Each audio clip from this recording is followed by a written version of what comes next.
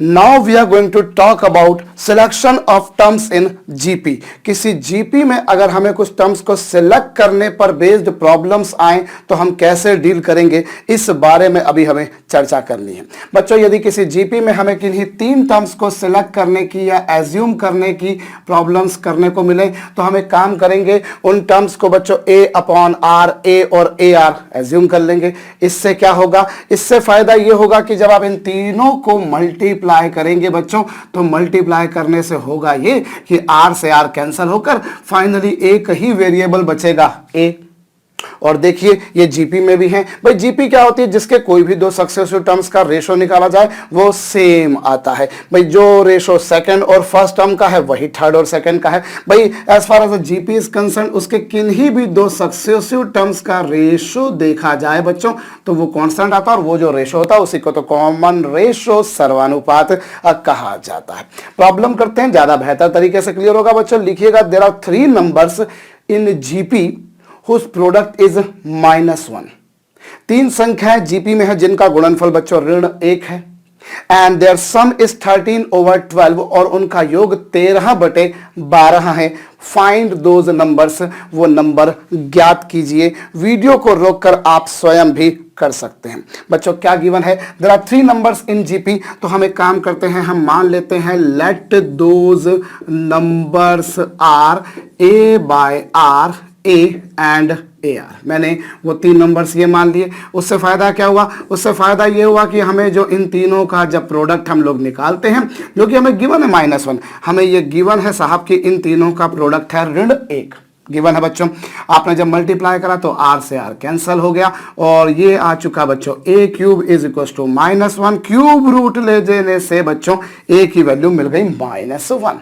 एक बात और, आपको क्या गिवन है, आपको ये गिवन है कि इन सबका सम यानी a अपॉन आर और a आर, इन तीनों का योग जो है बच्चों that is 13/12। Now you do one thing बच्चों, इन तीनों में से a को आप कॉमन निकाल दीजिए, और a को जब आप कॉमन निकाल देंगे तो a की वैल्यू भी लगे हाथों यहीं के यहीं इसमें फीड भी कर दीजिए। So 1/r plus 1 plus r is equal to कितना बच्चों, 13/12। ये आ चुका बच्चों। Now you do one thing बच्चों, you just make cross multiplication. First of all you will need to take LCM on left hand side. बच्चों जब आप लेफ्ट हैंड साइड पर एलसीएम लेते हैं, माइनस साइन तो यहां पर है ही सही, सो ये हो चुका 1 प्लस आर स्क्वायर, और डिनोमिनेटर में क्या, डिनोमिनेटर में है आर, और आरएचएस पर क्या है बच्चों, आरएचएस पर है 13/12। क्रॉस मल्टीप्लाई कर दीजिए, दिस इज -12 स्क्वायर। और राइट हैंड साइड की जहां तक बात है बच्चों, वो और कुछ नहीं, वो है 13 into r।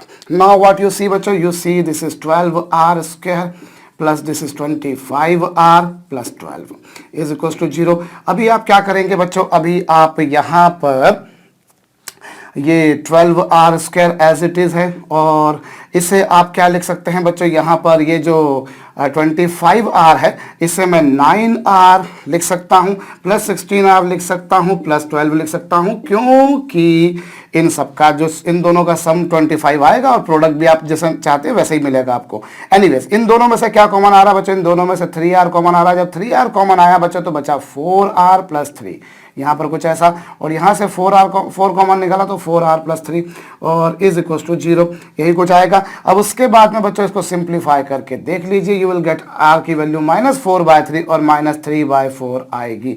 इत्मीनान से वेरीफाई कर लीजिए क्या मैंने कैलकुलेशन सही किया। अमूमन मैं गलत किया करता हूं, कई बार मैं सही भी कर देता हूं, मैंने सही किया। r की वैल्यू बच्चों इन दोनों में से कुछ भी आप ले सकते हैं। Now you have got the value of a। अब आपके पास में 2 अलग अलग केसेस बनेंगे बच्चों। पहला केस ये है कि जब मैं r की वैल्यू क्या लेता हूं बच्चों, r की वैल्यू मैं लेता हूं -4/3। r की वैल्यू मैंने -4/3 ली, तो जो पहला नंबर है बच्चों वो है a/r, और a की वैल्यू -1, r की value -4/3। Solving this will give you बच्चों 3/4। और सेकंड नंबर तो a है जिसकी वैल्यू आप ऑलरेडी फाउंड कर चुके हो, वो है -1। और तीसरा नंबर वो है बच्चों ए आर, और ए की वैल्यू जैसा कि आप फाइंड कर चुके हैं, और आर की वैल्यू कितनी है बच्चों -4/3।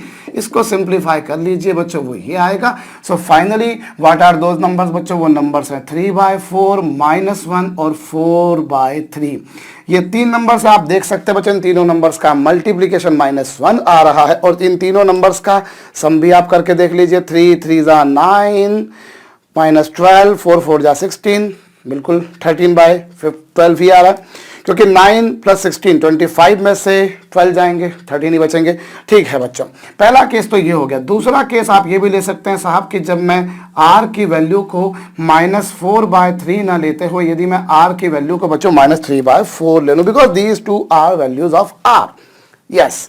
Now, if I get r equals to this, then a/r की वैल्यू क्या होगी बच्चों, a की वैल्यू है ये, r की वैल्यू है ये, you just simplify it, you will get 4/3, और सेकेंड नंबर है a, जिसकी वैल्यू तो आप पहले ही फाइंड आउट कर चुके हो, वो है -1, और तीसरा नंबर है बच्चों a × r, a की वैल्यू -1, r की वैल्यू बच्चों -3/4। Solving this will give you बच्चों 3/4। तो ये आपके पास में क्या आ गया, 4/3, ये -1 और ये 3/4। सो आप फाइनली देख सकते हैं बच्चों, ये तीन नंबर्स आएंगे। और आप यदि इन दोनों को आंखें गड़ा कर देखें तो आप एक बात पाएंगे कि जो नंबर्स आपको यहां पर मिले बच्चों वही मिले, यहां पर भी बस ऑर्डर रिवर्स हुआ है। बीच वाला नंबर तो अपनी जगह पर एज इट इज है, और लेफ्ट एंड राइट हैंड वाले जो थे, या फर्स्ट और थर्ड वाले जो एलिमेंट थे, they have just interchanged their positions. इस तरह के सम हम लोगों ने बच्चों एपी में भी किए थे। वहां पर अगर हमें तीन टर्म्स को एपी में मानने को आते थे तो हम क्या अज्यूम क्या करते थे, आपको याद दिलाऊं, a - d, a और a + d। फायदा ये होता था कि वहां पर भैया सब जब आप उनका एडिशन करते थे, जब उनका समेशन करते थे, तो d से d कैंसिल होने के बाद फाइनली क्या बचता था, केवल a। बिल्कुल वैसा ही यहां पर आपने जब इन तीनों को आपस में गुणा किया, मल्टीप्लाई किया एक दूसरे के साथ में इस तरह से, तो r से r कैंसिल हो जाने के बाद केवल a बचता है। वही लॉजिक मैंने यहां पर लगाया है। होप आपको यह बात समझ में आई है। तीन नंबर्स अगर मुझे जीपी में मानने को आ रहा है बच्चों, तो मैं इन तीन को लेकर चलता हूं तो काम मेरा आसान रहेगा। अदरवाइज पहले इसे जरूर नोट डाउन कर लीजिएगा। मैं अगर ये ना लेते हुए बच्चों, अगर मैं नंबर्स को कैसे लेके चलूं बच्चों, अगर मैं नंबर्स को a r और ar² मानूं तब भी काम होगा। भाई ये तो आप जानते ही है ना कि ये तीन नंबर्स जीपी में हैं, क्योंकि इनमें से किन्हीं भी दो टर्म्स का रेशो निकालिए, अल्टीमेटली वो सेम आ रहा है। फर्स्ट सेकंड का जो रेशो है वही रेशो बच्चों मुझको सेकंड और थर्ड का भी मिल रहा है। तो आपने अगर वो नंबर्स ये मान लिए और आपने लिया कि साहब उन तीनों का प्रोडक्ट क्या, ar और ar², इन तीनों का प्रोडक्ट क्या बच्चों, -1। अब यहां पर यदि आप ध्यान दें बच्चों, तो ये ar का होल क्यूब है जो कि है -1। Taking cube root I get बच्चों ar = कितना, -1। होप आपको बात खोपड़ी में, भेजे में, मस्तिष्क में आपके आ चुकी है। भाई आपने उन तीन नंबर्स को ये मान लिया, इन तीनों का प्रोडक्ट -1 है, ये कर लिया। तीनों का प्रोडक्ट निकालिए, a × a cube, r × r², r³, cube root लेने पर फाइनली ar की वैल्यू क्या है। और अगली बात क्या गिवन है बच्चों की, उन तीन नंबर्स का सम, यानी कि a/r। एक मिनट, वो तीन नंबर्स तो इस बार आपने क्या माने हैं, ar और ar² यहां पर, और इन तीनों नंबर्स का सम कितना है बच्चों, 13/12। ये आपको गिवन है, ये मैंने अपनी मर्जी से नहीं किया, ये भी मुझको गिवन था, ये भी मुझको गिवन था। और ar की वैल्यू बच्चों यहाँ पर -1 है, मैं वो यहाँ पर रख भी देता हूँ। अब मैं ar की वैल्यू -1 रखता हूँ, तो ये -1 को आप उधर लेके चले जाइए, तो a + ar² की वैल्यू आप -1 को पहले यहाँ लिखेंगे, फिर RHS में ले जाएंगे, एलसीएम वेलसीएम लेंगे, सॉल्व करेंगे बच्चों, फाइनली ये आएगा। अब यहाँ से एक काम आप कर सकते हैं बच्चों की, यहां से आप a की वैल्यू निकाल लें। a की वैल्यू कितनी मिल रही है, a की वैल्यू आपको मिल रही है बच्चों -1/r। भाई a की वैल्यू है -1/r, a की वैल्यू जो -1/r आई वो यहां रखिए। भाई देखिए, तीनों का जो प्रोडक्ट आपको दे रखा था -1, उससे आपने ar निकाला, उससे a निकाला, उस a की वैल्यू को मैं जब यहां रखता हूं तो ये -1/r आया, प्लस यहां पर भी -1/r आया, इंटू r² भी आया, और इज इक्वल टू 25/12 तो हम लोग सॉल्व करने से ला चुके थे। अभी क्या होगा बच्चों, यहाँ r से r कैंसिल हो जाएगा, और फिर ये मिटा रहा हूं बच्चों, तो मैं फिर बोल रहा हूं, अगर आपने इसे नोट डाउन नहीं किया हो तो नोट डाउन जरूर कर लीजिएगा। चलिए अब हमें क्या बोला है, यहां पर हम इसको सिंप्लीफाई करते हैं। Again this is going to be a quadratic equation, बच्चों एक वर्गात्मक समीकरण हमें मिलेगी। सो आप यहां से सॉल्व कीजिए। -1/r है माइनस आर है और इज इक्वल टू 25/12 है। भाई इसी को सिंप्लीफाई करने पर क्या आया, एलसीएम लीजिए -1 minus r square upon r is equal to कितना 25/12। क्रॉस मल्टीप्लाई कर लीजिए -12 आर स्क्वायर और इज इक्वल टू कितना बच्चों 25 प्लस का, और जो माइनस वाले टर्म्स है जब आप उनको एलएचएस से आरएचएस पर लेकर जाएंगे 25r आएगा क्योंकि इस r का यहाँ मल्टीप्लाई होगा। 25r plus 12 is equal to 0। आप इसे सिंप्लीफाई करेंगे बच्चों, r की वैल्यू वही 2 आएंगी जो पिछली बार आई थी, of course because we people are getting absolutely same quadratic equation. So naturally बच्चों r की वैल्यू जो है वो आपको वैसे ही मिलेगी, r की वैल्यू ये आ गई। अच्छा r की वैल्यू जब आप यहां रख देंगे बच्चों, जब आप r की वैल्यू यहां रखेंगे तो आप जैसे पहला केस लेते हैं, सपोज कीजिए r की वैल्यू आपने -3/4 ली, r की वैल्यू -3/4 ली तो a की वैल्यू क्या आएगी बच्चों, a की वैल्यू आप देख रहे हैं a की वैल्यू है -1/r और इससे आपको a की वैल्यू मिली बच्चों कितनी -1 और r की वैल्यू कितनी -3/4। इसको सिंप्लीफाई करेंगे तो ये कितना आ जाएगा बच्चों, a की वैल्यू 4/3, a की वैल्यू 4/3। तो आप बोलेंगे सर पिछली बार तो a की वैल्यू -1 आ रही थी, इस बार a की वैल्यू 4/3 आ रही है। भाई अभी पिछला वाला सॉल्यूशन किया ना जिसमें हमने अजम्पशन क्या लिए थे, ये और ये, तो यहाँ तो a की वैल्यू डिफरेंट और वहाँ a की वैल्यू डिफरेंट थी। शायद किसी के जहन में यह बात आ रही हो, शायद किसी को याद आ रहा हो कि ऐसा कुछ AP में भी हुआ था, वही कुछ यहाँ पर भी हो रहा है। चलिए a की वैल्यू क्या आ गई। और दूसरा केस बच्चों, यदि मैं r की वैल्यू यदि मैं -4/3 लेता हूं और a की वैल्यू तो आपको पता है ऑलरेडी -1/r है ही सही। भाई a की वैल्यू -1/r है और ये -1 और r की वैल्यू -4/3, इसे सिंप्लीफाई करेंगे what you will get, a की वैल्यू बच्चों मिलेगी आपको कितनी 3/4। So when you put r equals to -3/4 then you get a equals to +4/3, and when you get r equals to -4/3 then what the value of a we people are getting here, that is 3/4।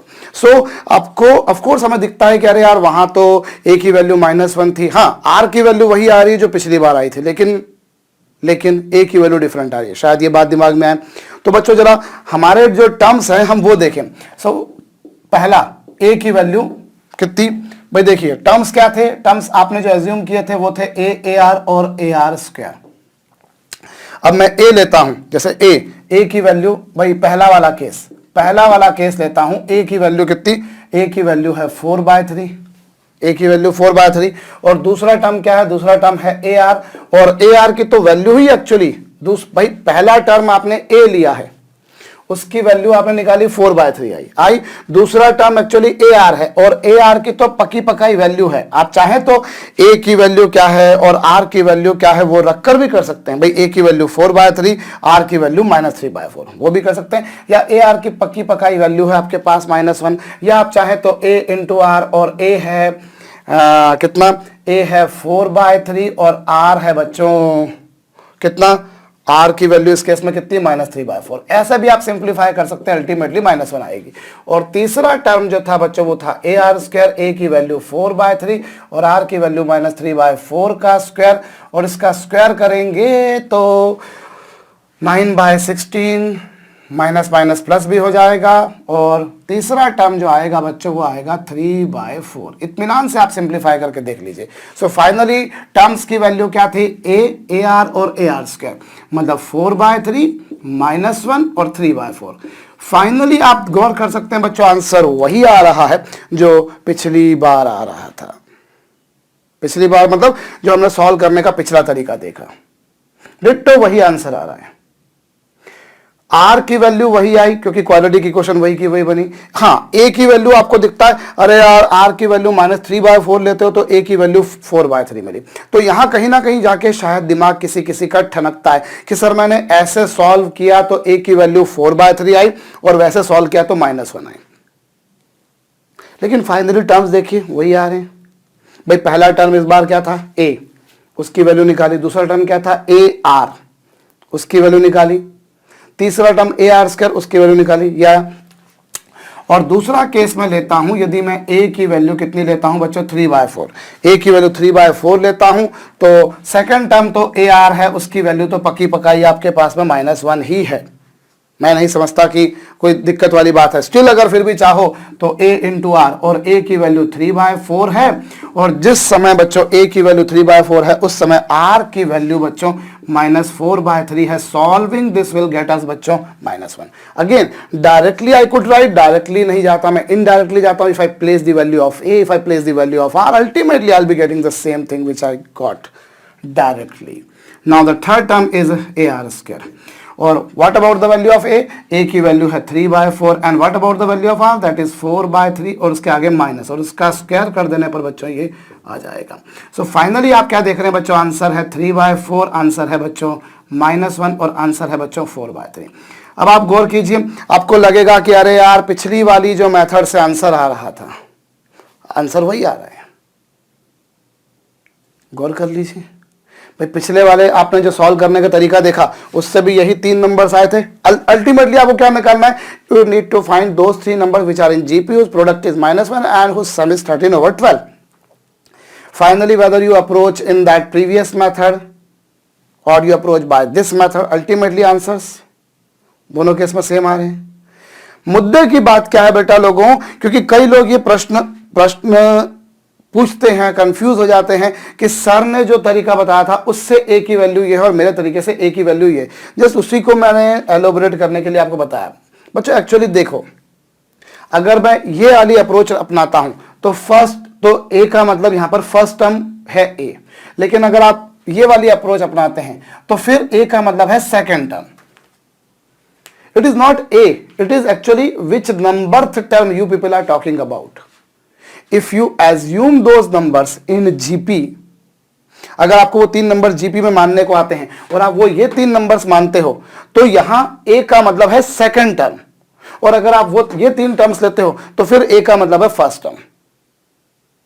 आप a को केवल a नहीं मानिए। जैसे मुझे अगर किसी चीज को एज्यूम करना है तो मैं मान सकता हूं x, जो अमूमन हम लोग मैथमेटिक्स में करते हैं। कोई बंदा हो सकता है उसी को y मान ले। भाई मैंने माना कि अननोन क्वांटिटी x है, somebody में से अननोन क्वांटिटी y है, somebody में से अननोन क्वांटिटी z है, somebody में से अननोन क्वांटिटी a है। तो आप उसे क्या सपोज कर रहे हैं यह आपके ऊपर डिपेंड करता है। मैं समझ सकता हूं ये is not a big deal, बहुत बड़ी चीज नहीं है ये, but for to few people it may be a confusion. It is what I am talking about continuously.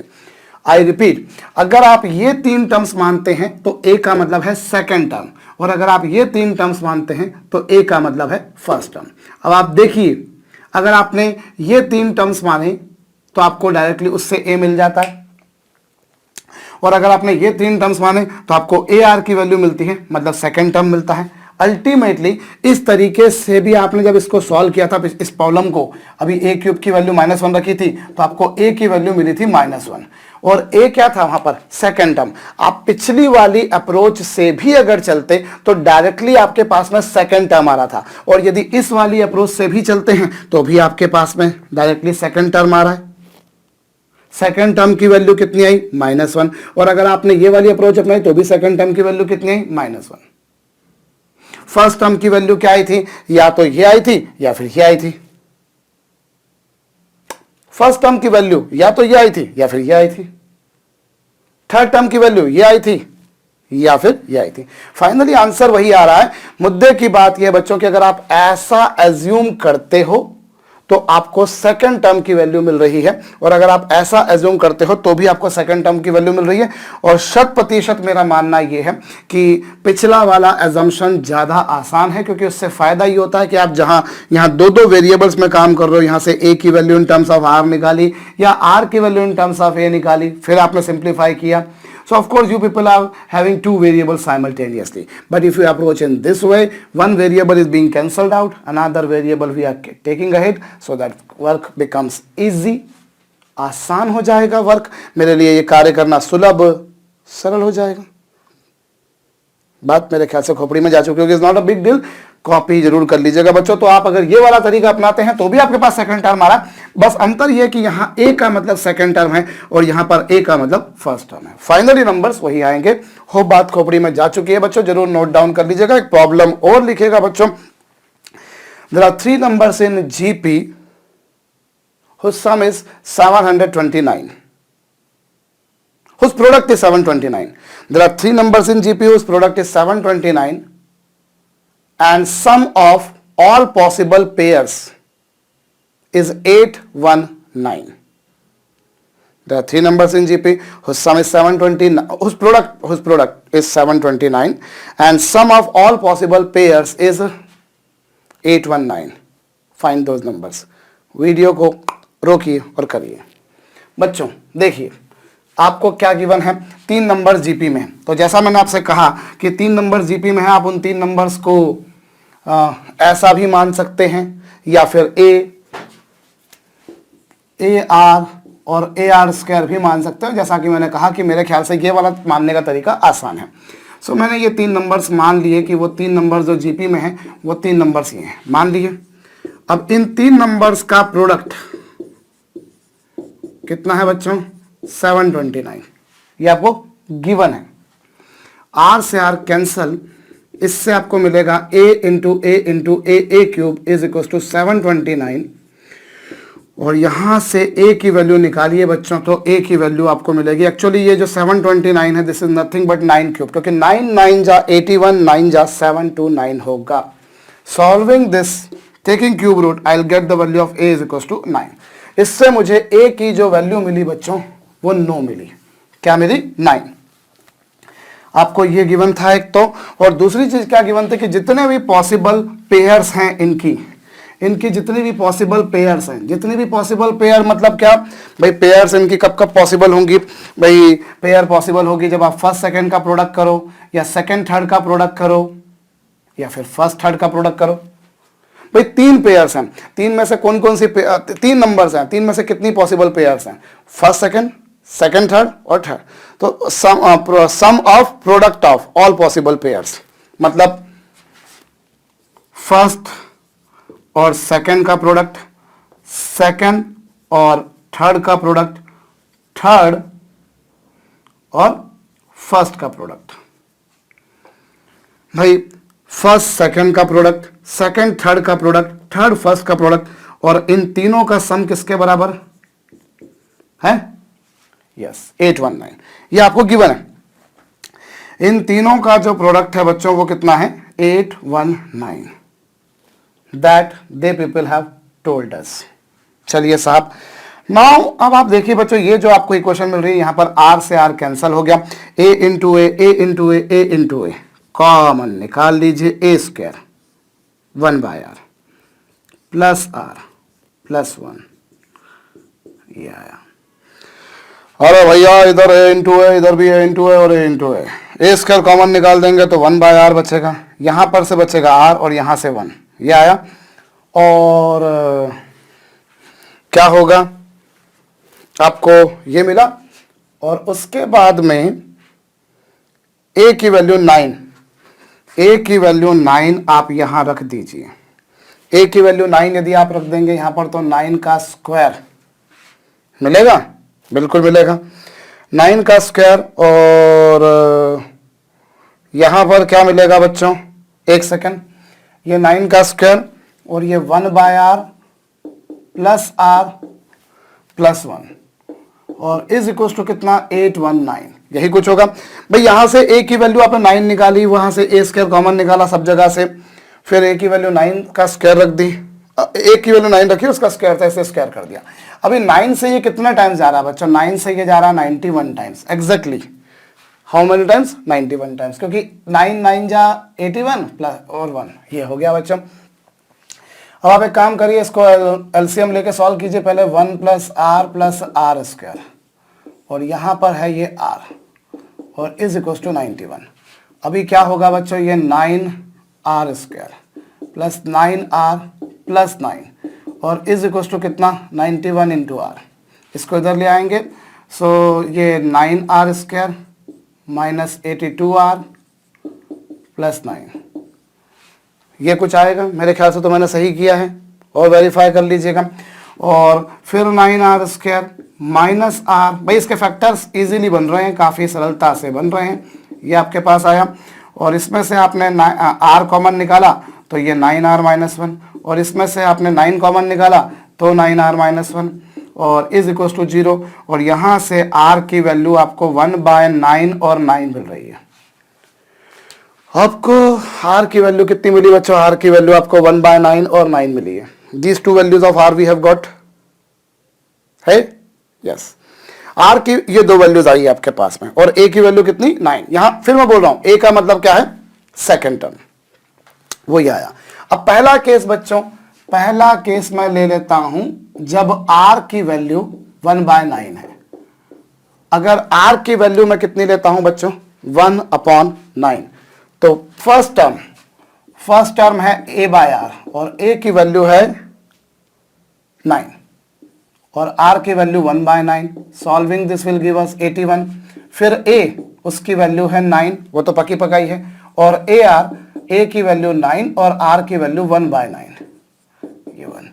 सो दो टर्म्स आर, वो टर्म्स क्या है बच्चों? 81, 9 और 1।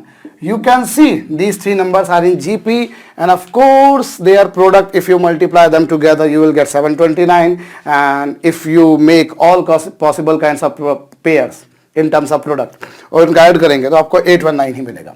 सो पहला केस तो ये हो गया बच्चों। और दूसरा केस आपके पास में ये है कि अगर मैं r की वैल्यू को 1/9 ना लेते हुए यदि r को मैं 9 ले लूं, सो a/r, a की वैल्यू 9 और r की वैल्यू भी 9, ये आएगा। और a मतलब a की वैल्यू तो आप पकी पकाई निकाल चुके हो। और तीसरा क्या? ar, और a की वैल्यू 9 थी, r की वैल्यू भी 9 थी। सो इस तरीके से ये कितना आ गया बच्चों? 81। सो फाइनली वो नंबर्स क्या है बच्चों? 1, 9 और 81। सो कुल मिलाकर आप देखिए आंसर आपको वही मिल रहा है बच्चों जो यहां मिल रहा था। दोनों ही विधियों से आंसर सेम आ रहा है। और इस तरह की प्रॉब्लम जब भी बना करती है बच्चों, हमेशा आंसर जो आते हैं वो सेम आया करते हैं। ऐसा नहीं है कि वो जो है साहब उससे अलग आएगा, इससे अलग आएगा। सेम से मतलब ये है कि हमेशा सेकंड टर्म जो रहता है वो फिक्स रहता है बच्चों। केवल ये फर्स्ट और थर्ड नंबर ही रहते हैं जो कि अपनी पोजीशन को इंटरचेंज कर लिया करते हैं। मेरे ख्याल से आपको ये बात समझ में आई है भाई। एक में एक डिसेंडिंग जीपी बन गई, एक में एक असेंडिंग जीपी बन गई। आप देख सकते हैं दिस इज डिसेंडिंग जीपी, यहां 9 से डिवाइड करते जा रहे हो और यहां 9 से मल्टीप्लाई करते जा रहे हो, तो ऐसे। अच्छा अब यहां पर भी वही बात है बच्चों, मैंने ये नंबर्स ये मान लिया, आप चाहें तो ये करके देख सकते हैं। अगर आप ऐसा करेंगे, अगर आप उन नंबर्स को यदि क्या मानते हैं a और ar, तो ar², इस तरह से अगर आप करेंगे तो आपको ar की वैल्यू 9 मिलेगी। अब आप बोलेंगे अरे यार वहां तो a की वैल्यू 9 मिली थी। फिर वही बात होगी कि अगर आपने ये लिया तो सेकंड टर्म a है और ये लिया तो सेकंड टर्म ar है, अल्टीमेटली सेकंड टर्म की वैल्यू वही मिलेगी जो आपको पहले मिल रही थी। और r की वैल्यू इस मेथड से भी निकालेंगे तो वही मिलेगी। बस अंतर यह है कि a की वैल्यू इस बार निकालेंगे तो a की वैल्यू इस बार आपको मिलेगी 1/9 या फिर 9, either of these two. a की वैल्यू आपको क्या मिलेगी? या तो 1/9 या फिर 9, इन दोनों में से कुछ आपको मिलेगी। और ना a की वैल्यू आपको क्या मिलेगी इस मेथड से? 1 या फिर 81, या तो 1 मिल जाएगी या फिर 81। तो होप आपको ये बात खोपड़ी में आई है। एक और प्रॉब्लम बच्चों आप लोग करिएगा। आपको गिवन है there are 3 numbers in GP whose sum is 13. There are 3 numbers in GP whose sum is 13 and sum of their squares is 91. There are 3 numbers in GP whose sum is 13 and sum of their squares is 91. Find those numbers. Video को pause करके बच्चों खुद से कीजिए। देखिए आपको क्या बोला है, 3 नंबर जीपी में, 3 नंबर जीपी में है बच्चों जिनका सम कितना है? 13, 13। भाई ये लीजिए आपके पास में वो 3 नंबर्स, मैंने पहले तो वो ये मान लिए। अब उनका सम कितना है? 13। यहाँ से मैं यदि a को कॉमन निकाल लेता हूँ तो आपको क्या मिलेगा बच्चों? आप एक काम कीजिए, एलसीएम ले लीजिए। तो 1 + r+r² upon r is equal to कितना? 13। ये है, और इससे मैं एक काम करता हूं, a into 1 plus r square is equal to 13r। Let me assume this to be my equation number first, मान लेता हूं, क्योंकि दो वेरिएबल्स ही मेरे पास में आ रहे हैं। और साथ में क्या गिवन है मुझको कि इनके स्क्वायर्स का सम, भाई पहला नंबर ये जिसका स्क्वायर ये, दूसरा नंबर a जिसका स्क्वायर ये, और तीसरा नंबर ar जिसका स्क्वायर ये, और इन तीनों के स्क्वायर्स का सम है बच्चों 91। इन तीनों के स्क्वायर्स यानी वर्गों का योग है बच्चों 91 है। आपको वो नंबर्स पहचानने हैं, और अभी तक भी अगर किसी ने वीडियो को पॉज करके नहीं किया हो तो जरूर किया करें। भैया मैं बोलूं या नहीं बोलूं, अमूमन तो मैं बोल ही दिया करता हूं, फिर भी अब यहां से देखिए बच्चों, आप ए स्क्वायर को कॉमन निकालिए, ए स्क्वायर को कॉमन निकालिए और एलसीएम लीजिए 1 plus r square plus r to the power 4 upon r square is equal to आएगा बच्चों 91। एलसीएम लेकर आप सॉल्व कर लीजिए। ए स्क्वायर ਇੱਥੇ भी ਹੈਗਾ ਤੇ ਇੱਥੇ भी ਹੈਗਾ ਤੇ ਇੱਥੇ भी ਹੈਗਾ, ਬਈ ਜਿੱਥੇ ਜਿੱਥੇ ਹੈਗਾ ਤੁਸੀਂ ਕਾਮਨ ਕੱਢ ਲਓ ਉਹਨੂੰ, और ਕੀ ਗੱਲ ਹੈ ਇਹਦੇ ਵਿੱਚ।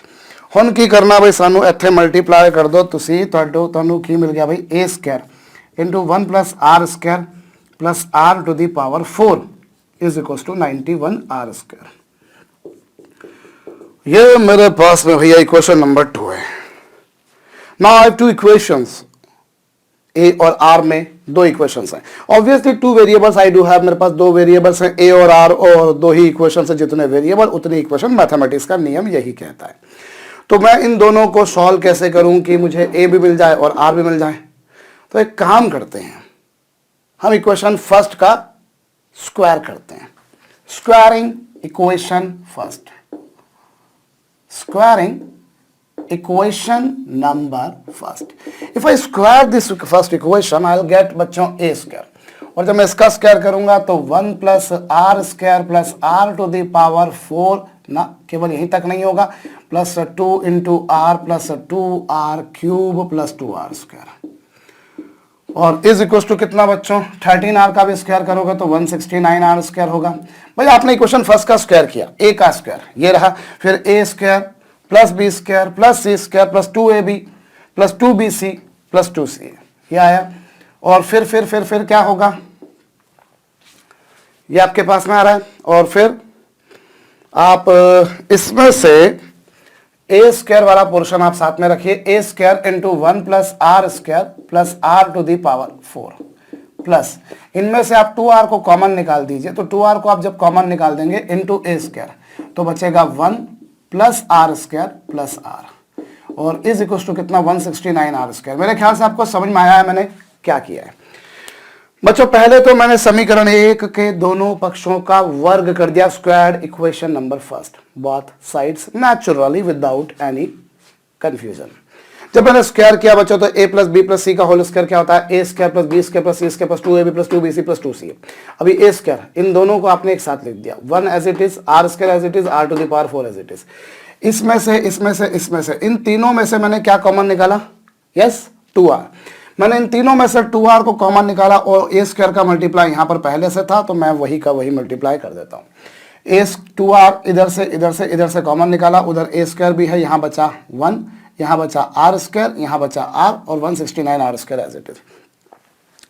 अब आप देखिए यहाँ पर ये इसे मैं भी ऐसा कैसे लिखता हूँ बच्चों, मैं कोई छेड़खानी नहीं कर रहा, ये रहा। और इसमें से मैं एक काम करता हूं, मैं 2ar into a into 1 plus r square is equal to 169 r square लिख सकता हूं। Can't I? Of course yes I can. भाई ये जो था वो मैंने ऐसा का ऐसा लिखा, और 2r इंटू ए स्क्वायर को 2ar इंटू ए लिखूं तो कोई गुनाह है? अरे भैया अगर मैंने 2r इंटू ए स्क्वायर, तो 2 अपनी जगह पर है, r अपनी जगह पर है, ए स्क्वायर को मैंने स्प्लिट कर दिया a into a. I don't think there is any thing wrong, yes. Now अब आप देखिए बच्चों, ये जो इक्वेशन सेकंड थी, इक्वेशन सेकंड से मैं यहां पर वैल्यू रखता हूं। इक्वेशन सेकंड में किसकी वैल्यू आई थी, a square into 1 plus r square plus r to the power 4 आई थी। भाई इक्वेशन सेकंड से ए स्क्वायर था, 1 था, आर स्क्वायर था, आर की पावर 4 था, वही है। कितनी वैल्यू इसकी 91 आर स्क्वायर है, और प्लस 2AR और a into 1 plus r square की वैल्यू इक्वेशन फर्स्ट से a into 1 plus r square की वैल्यू 13R है। कितनी है 13R, यही है, यस। और ये कितना बच्चों a इंटू, वो तो आपके पास में आ ही गया। देखिए मैंने इक्वेशन सेकंड से ये पका पकाया वैसा का वैसा रखा, और a into 1 plus r square, a into 1 plus r square की वैल्यू भी मैंने यहां रखी, a into 1 plus r square. भाई ये देखिए, ये वाला जो एक्सप्रेशन आपको दिखाई दे रहा है ये इक्वेशन सेकंड का LHS है, और ये वाला जो एक्सप्रेशन आपको दिखाई दे रहा है ये इक्वेशन फर्स्ट का LHS है। ये जो आपको एक्सप्रेशन लिखा हुआ दिखाई दे रहा है, this is LHS of equation number second and this is LHS of equation number first. तो ये और इज इक्वल टू कितना 169 आर स्क्वायर। आर स्क्वायर जो है बच्चों यहां से और यहां से कॉमन निकाल के कैंसिल हो रहा है, ये आर स्क्वायर था, और आर इंटू आर क्या होगा आर स्क्वायर, और ये r square, are this cancelling each other, of course yes. So what you are getting this is 91 plus 2 12 13 जा, तो एक काम करिए, चलिए अभी लिख देते हैं 2 into 13 26 a is equal to 169। अब आप नेक्स्ट स्टेप में बच्चों ये 26a है, 169 में से 91 जाएंगे तो 69 प्लस 9 78 होते हैं, और इससे a की वैल्यू आपको मिलती है 3। वेरीफाई कर लीजिए भैया मैंने कैलकुलेशन में अगर कहीं कोई गलती करी हो तो, क्योंकि 69 प्लस 9 होते हैं बच्चों 78, और उससे a की वैल्यू 3 आ गई। a की वैल्यू 3 आ गई बच्चों, now you have got the value of a। Now you can put this value of a into any of these two equation. Either you put this value into equation number first or second. Of course, equation first will be relatively easier task. So I'm going to put this value of a into equation number first. This is 3 plus 3r square. और रही बात बच्चों RHS की, that is nothing but 13R. Now you see बच्चों this is 3r square minus 10r plus 3 equals to 0. अब आप इसको solve कर लीजिए बच्चों, मैं डायरेक्टली लिख रहा हूँ, it is not a big quadratic equation जो आपके से आपसे सॉल्व नहीं हो पाए। r की ऑफकोर्स दो वैल्यूज आएंगी बच्चों, one value is 3 and of course दूसरी वैल्यू 1/3 होगी। और अमूमन इस तरह की प्रॉब्लम ऐसा होता है बच्चों कि जो r की दोनों वैल्यूज आती है वो दोनों एक दूसरे की मल्टीप्लिकेटिव इनवर्स, एक दूसरे की रेसिप्रोकल, एक दूसरे की व्युत्क्रम होती हैं। तो r की वैल्यू क्या आई बच्चों, अब आप रख दीजिए।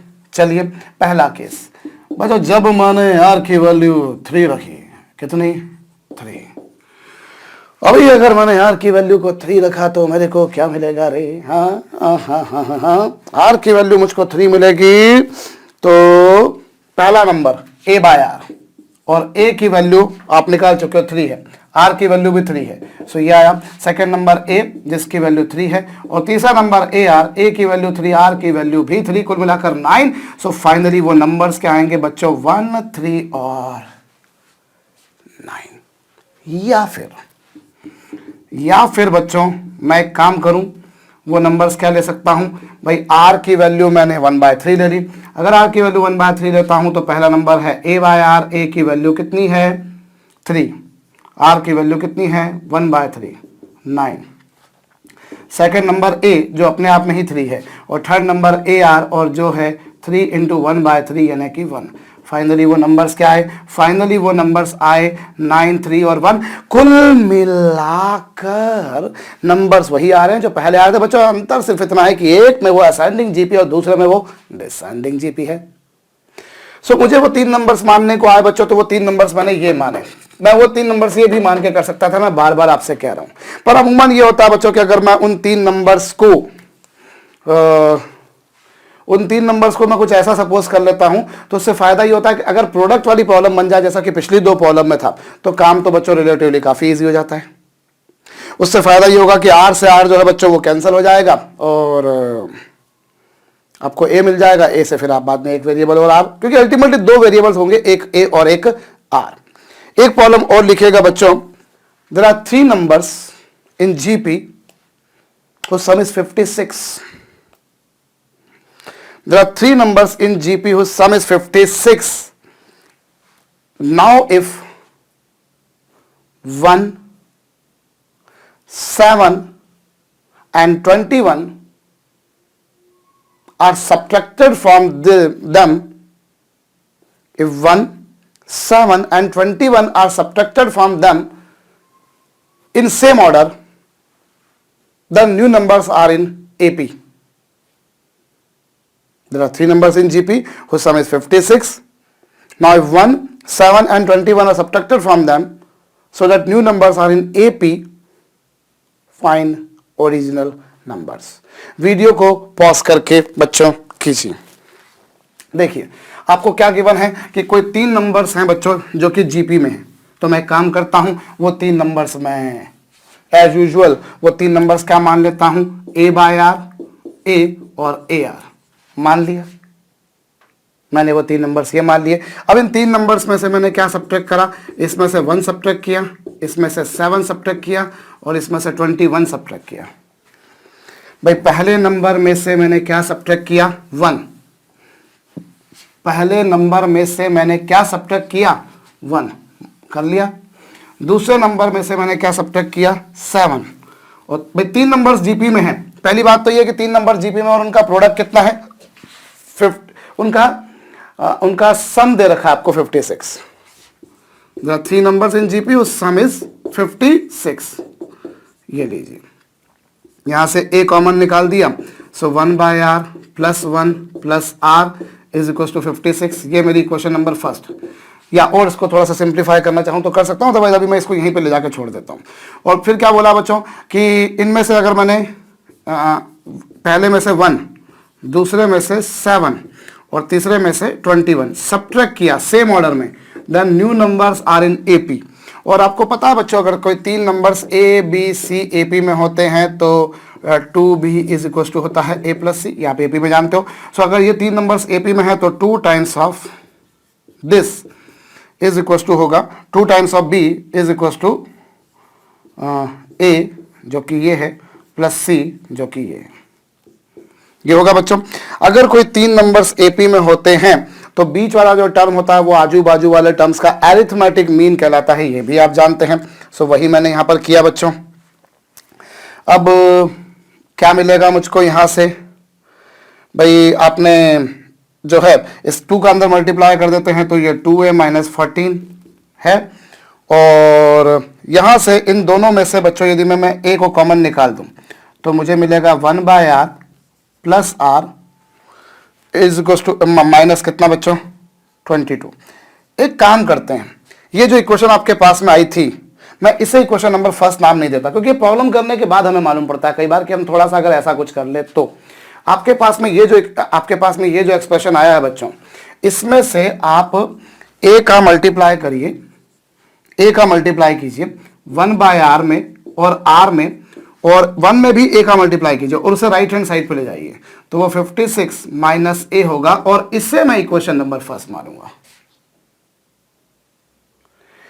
इक्वेशन 1 जो मैंने मानी थी, I am going to make some kind of rearrangement in that. a का मल्टीप्लाई 1 बाय आर में किया, a का मल्टीप्लाई r में किया, a का 1 में मल्टीप्लाई करा और उसको RHS पे ले गया मैं, इक्वेशन नंबर फर्स्ट।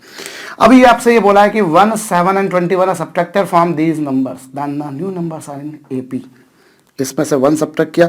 अब तीन नंबर्स एपी में होते हैं बच्चों तो ए बी सी अगर एपी में है तो b equals to a plus c by 2 या फिर 2b equals to a plus c, या फिर यूं बोला जाए कि b is arithmetic mean of a and c, 2b is equals to a plus सी।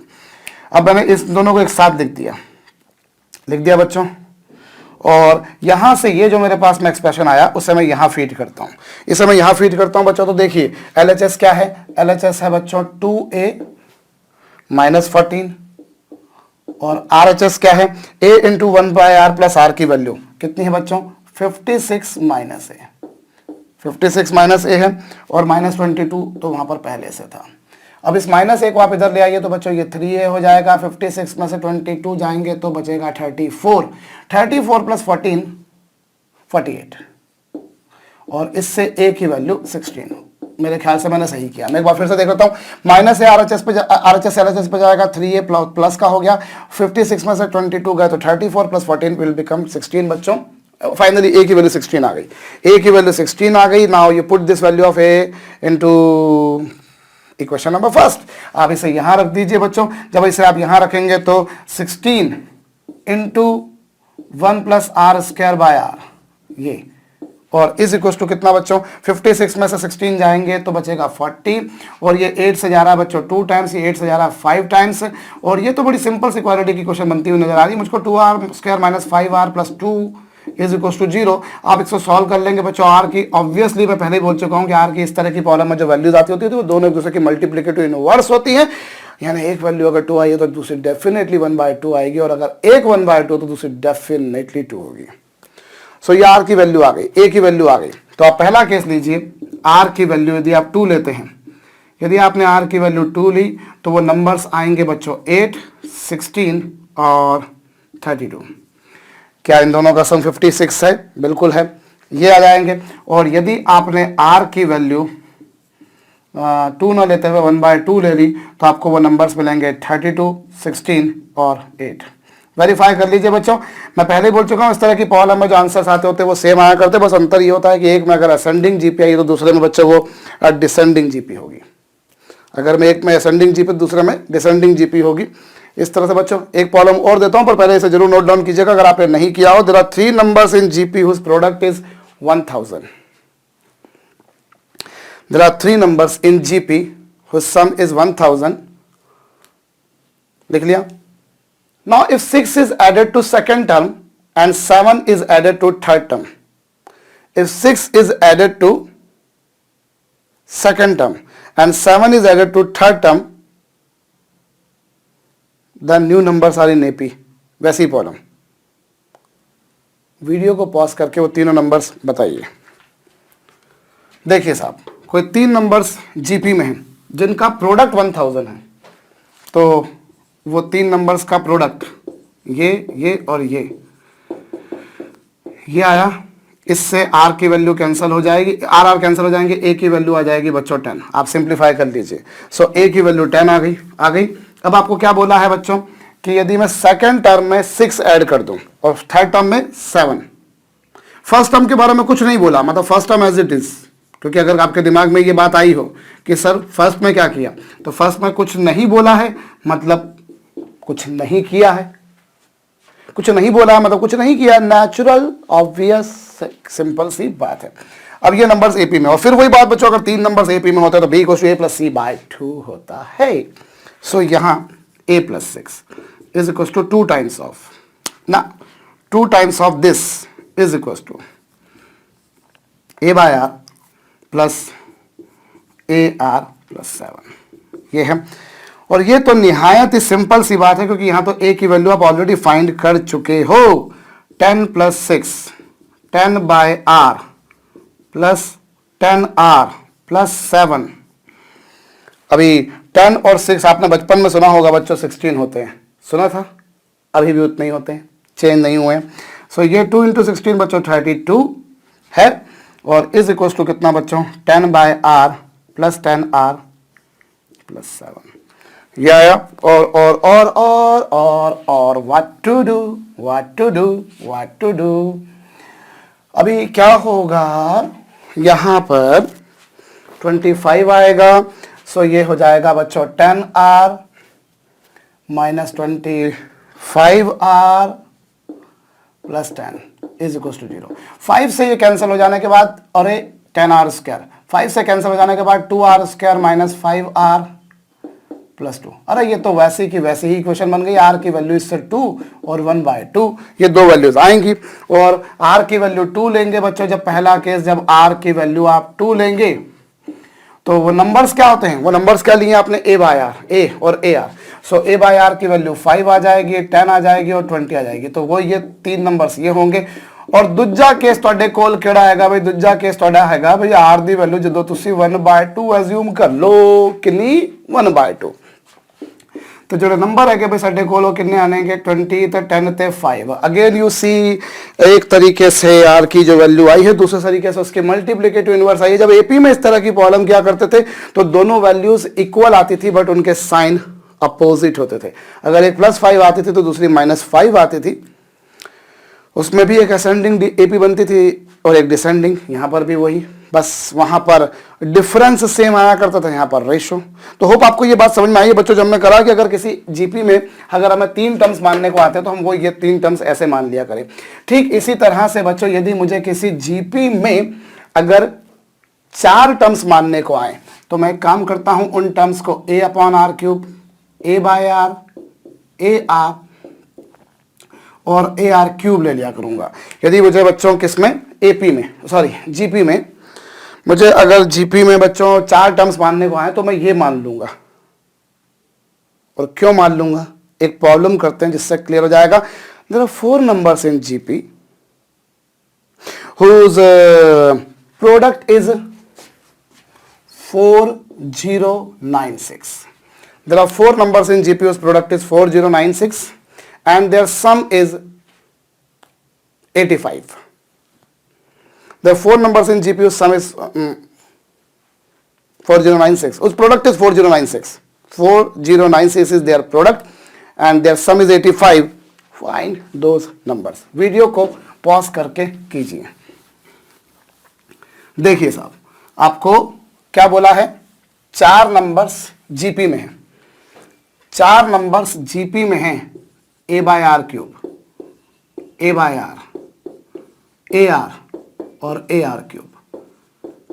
इन सबका प्रोडक्ट 4096 है। 4 नंबर्स जीपी में हैं जिनका प्रोडक्ट ये है, a⁴ is equal to 4096। a की value a⁴ is equal to a⁴। Solving this will give you बच्चों the value of a is 8। a की वैल्यू आपको इससे जो मिली वो कितनी मिल गई बच्चों, 8। इससे r की वैल्यू सॉरी आपको a की वैल्यू कितनी मिल गई, 8। और क्योंकि 8 8 जा 64, 8 जा 512, 8 जा यही आएगा 64 × 8 512 ही होते हैं मेरे ख्याल से। यस, एनीवेज वेरीफाई कर लीजिए बच्चों, मेरे ख्याल से तो यही आना चाहिए। ये आपको गिवन है भाई, जो आपको गिवन था वो मैंने लिखा। और इसी तरह से अगर मुझे इनका सम निकालने को भी, सम भी गिवन है मुझको, a/r³, a/r, ar और ar³, इन सबका सम क्या दे रखा आपको, 85। अब यहां से बच्चों आप a की वैल्यू देखें तो a की वैल्यू, और एक काम कीजिए 1/r³ प्लस r³ और फिर ये 8, ये 1/r plus r is equal to कितना, 85। ये आपके पास में आ चुका बच्चों। भाई you have found the value of a की वैल्यू आ गई। अभी a की जो वैल्यू आई है बच्चों से आप यहां रखो ना, मैं कहां मना कर रहा हूं आपसे, आपको रखने का ही कह रहा हूं और आप भी रख ही रहोगे माशाल्लाह। सो a की वैल्यू 8 आई बच्चों, वो यहां रखा, 1/r³ यहां पर आया, ये 1/r भी आया। मैंने कुछ इस तरह से लिख दिया, उससे फायदा क्या हुआ मैं थोड़ी देर में आपको समझ में आ जाएगा। अभी 8 तो आपके पास में था ही था, और 1/r³ प्लस r³ को यदि मैं 1/r प्लस r का whole cube -3 into r into 1/r into r into 1/r का क्यूब लिख सकता हूं। बच्चों ये जो 1/r³ प्लस r³ है, 1/r³ प्लस r³ जो है इसे मैं 1/r प्लस r का होल क्यूब लिख सकता हूं। 1/r का क्यूब है प्लस r³ है, इसे 1/r प्लस r का होल क्यूब, क्योंकि a³ प्लस b³ को मैं a प्लस b का whole cube -3a into b into a plus b लिख सकता हूं। मेरे ख्याल से आपको समझ में आया होगा। एक simple mathematical algebraic identity a plus b का whole cube is equal to होता है a³ plus b³ plus 3 times of ab into a plus b। ये होता है, उस बेसिस पर मैंने ये लिखा है। अच्छा, plus 8 into r plus 1/r जो है इज इक्वल टू 85, वो आपके पास में है, इसे है बच्चों। अब एक काम करें, ये r से r तो क्या हो गया, कैंसिल।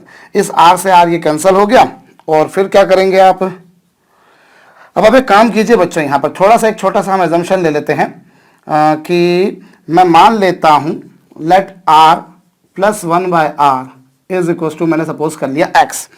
भाई ये जो r प्लस 1/r है इसे मैं क्या सपोज कर लेता हूं, x मान लिया।